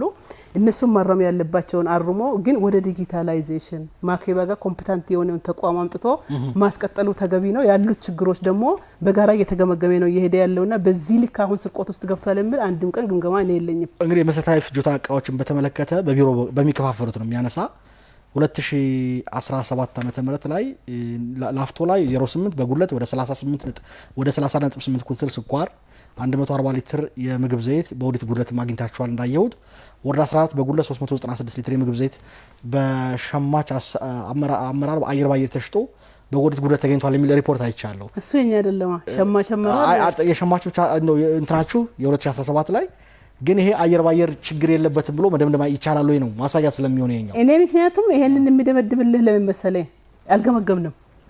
በዚህ ልክ ቢቀጥል ይሄ የግል ተቋም እኮ ነው በአንድ ደብዳቤ ነው የምናባረራቸው። በዚህ ልክ እነሱ አጉሏል ተብሎ የተገመገመ ሪፖርት ላፍቶ ላይም ቢሆን ማኬባ ላይ አልመጣም ነው እያልኩ ያለው። ጥሩ እሱን ቋጨውና በደንብ እንደምታይ ተስፋ አድርጌ ወደ የመጨረሻ ጥያቄ ልምጣ። እሺ የንግድ ፍቃድን መልሰው ከንግድ ስርዓቱ የሚወጡ ነጋዴዎች ቁጥር መጨመሩን ሪፖርታችሁ ያነሳል። ወይዘሮ ሀቢባ ለምንድን ነው የንግድ ፍቃዳቸውን የሚመልሱ ነጋዴዎች ቁጥር የጨመረው? ከባለፈው ዓመት አንጻር ሲታይ ወደ 4263 ያህል ብልጫ አለበት። ችግሩ ምንድን ነው? በእናንተ በኩል ድጋፍና ክትትል አለማድረግ ነው? የንግድ ስርዓቱ ላይ ያለ ችግር ነው? ምንድን ነው ከባለፈው አንጻር ሊጨምር የቻለው? ይሄን ጥያቄ ማንሳቴ ተገቢ ነው። ግን ደግሞ በአንጻሩ በዚህ አመት ደግሞ ወደ ንግድ ስርዓቱ የገቡት ምን ያህል ጨምሯል የሚለውን አካቴ ብታነሳልኝ በጣም ደስ ይለኝ ነበር። እሱ ነው ባላንሱን የሚሰራው። አሁን ከንግድ ስርዓቱ እየወጣ ያለው ነው እየበዛ ያለው፣ ወደ ንግድ ስርዓቱ እየገባ ያለው አዲስ ሰው ነው እየበዛ ያለው የሚለውን ባላንሱን ሲሰራ ነው የምታገኘው። ከንግድ ስርዓቱ የሚወጡ ሰዎች ይኖራሉ የትኛውም ጊዜ ላይ የትኛውም ዓለም ላይ የትኛውም አገር ላይ ይወጣሉ። ግን ትሬንዱ አሁን አዲስ አበባ ላይ የሚያሳየው ከለውጡ በኋላ ዳታዎችን ወስደ ስታየው ከ5.2 ያልዘለለ ነው በፐርሰንት ደረጃ ካሉት ነጋዴዎች ከንግድ ስርዓቱ እየወጡ ያሉት። ወደ ንግድ ስርዓቱ ግን እየተቀላቀሉ ያሉት ከ10% እስከ 16% ነው በየአመቱ እየጨመሩ ያሉት። እነዚህ እንግዲህ ከንግድ ስርዓቱ የሚወጡት የራሳቸው ምክንያት ይኖራቸዋል። ዘርፍ ይቀይራሉ፣ ስራውን ይቀይራሉ፣ አላዋጣ ስላቸው ሊወጡ ይችላሉ። ግን ደግሞ በዛው ልክ 10% እስከ 16% የሚልህ ደግሞ አዳዲሶቹ ወደ ንግድ ስርዓቱ እየገቡ ያሉ ነው ያሉት። ስለዚህ ንግድ ስርዓቱ ጤናማ ነው የምንለው ለዚህ ነው። ባላንሱን ስንሰራ ከንግድ ስርዓቱ የሚወጣ ነው ከንግድ ስርዓቱ እየተቀላቀለ ያለው ነው የሚበዛው የሚለው እንደ ንግድ ስርዓት ስናየው ሚዛናዊውን አርገን ስናየው ግን ቁጥሩ መጨመሩ ያሳስቡ ወይዘሮ ሀቢባ ምንድነው ያስወጣች ያለውን ነገር ገባ ብሎ አይቶ በአሰራርም አጠቃላይ በንግዱ ስርዓት ላይ ጉድለቶች ካሉ እሱን ወደ ማረም ማተኮር አይቻልም? ያው ጤናማ አካሄድ ነው ብሎ ከመደምደም ይልቅ ቁጥሩ ጨምሯል። አሁን ቁጥሩ ብቻ ላይ ከተንጠለጠል ትክክል አይሆንም። ለምን መሰለኝ ንግድ ስርዓቱን አንዱ አሁን ለምሳሌ አትክልትና ፍራፍሬ ላይ ሲሰራ የነበረው ንግድ ፍቃዱን ይዘጋል። ሲዘጋ ታሊ ይደረግና ንግድ ፍቃድ አንድ ተዘግቷል ይባላል። ይሄ ሰውዬ እዚህ መጥቶ ደግሞ አስመጪና ላኪ ላይ ንግድ ፍቃድ ሊያወጣ ይችላል። ሰብል ላይ ንግድ ፍቃድ ሊያወጣ ይችላል። ብረታ ብረት ላይ ንግድ ፍቃድ ሊያወጣ ይችላል። ይሄኛው ዘርፍ ስላላዋጣ እዚህ ጋር መጥቶ የሚያዋጣው ላይ ንግድ ፍቃድ ሊያወጣ ይችላል። ሌላው ደግሞ ይሄ ንግድ ስርዓት አላዋጣኝም ብሎ ከንግድ ስርዓቱ ሁላ ሊወጣ ይችላል። ይሄ የግለሰቦች ውሳኔ ነው። ግን ለምንድን ነው የወጡት? ለምንድን ነው ከንግድ ስርዓቱ ይሄን ያህል የወጣው ይሄን ያህል ደግሞ የጨመረው የሚለው የራሱ ሪሰርች ይፈልጋል። ተመራማሪዎች ማጥናት ይፈልጋል ማለት ነው። በሪሰርች የተደገፈ መመለስ ይፈልጋል። ግን የአዲስ አበባ ንግድ ስርዓቱን ሲያየው ሚዛኑ ወደ አዲሱ ንግድ ስርዓት የሚገቡት ናቸው እየበዙ ያሉት እንጂ እየወጡ ያሉት አይደለም የሚለው ነው ሊሆን የሚችለው። ወይዘሮ ሀቢባ ሲራጅ የአዲስ አበባ ከተማ አስተዳደር የንግድ ቢሮ ኃላፊ እዚህ መጥተው ጥሩ ቆይታ ስላደረጉ በተመልካችም ከልብ ነው አመሰግናለሁ። እኔም ከልብ አመሰግናለሁ። ውድ ተመልካቾቻችን ስትከታተሉት የቆያችሁት ሳምንታዊውን አገልጋይ ፕሮግራም ነበር። ዛሬ የአዲስ አበባ ከተማ አስተዳደር ንግድ ቢሮን ገባ ብለን አይተናል። ወይዘሮ ሀቢባ ሲራጅም ከእናንተ የመጡ ጥያቄና አስተያየቶች ላይ ማውራሪያና ምላሽ ሰጥተዋል። ስለነበረን ቆይታ በእናንተ ስም ከልብ ነው የምናመሰግናቸው። ሳምንት በተመሳሳይ ሰዓት ሌሎች የተቋማት የስራ ኃላፊዎችን ይዘን የምንመጣ ይሆናል። ይህ ፕሮግራም የአዲስ አበባ ከተማ አስተዳደር የፐብሊክ ሰርቪስና የሰው ሀብት ልማት ቢሮ ከአዲስ ሚዲያ ኔትወርክ ጋር በመተባበር ዘወትር ሐሙስ ምሽት ከ2 ሰዓት እስከ 3 ከ30 ወደ እናንተ የሚያደርሰው ፕሮግራም ነው። ስለደወላችሁን ስለተሳተፋችሁ ከልብ ነው የምናመሰግናችሁ። አዲስ ሚዲያ ኔትወርክ ሌሎች ዝግጅቶች ይቀጥላሉ። እኛ ከወዲሁ ተሰናብተናል። መልካም ምሽት፣ መልካም ሌሊት ይሁን። ሰላም።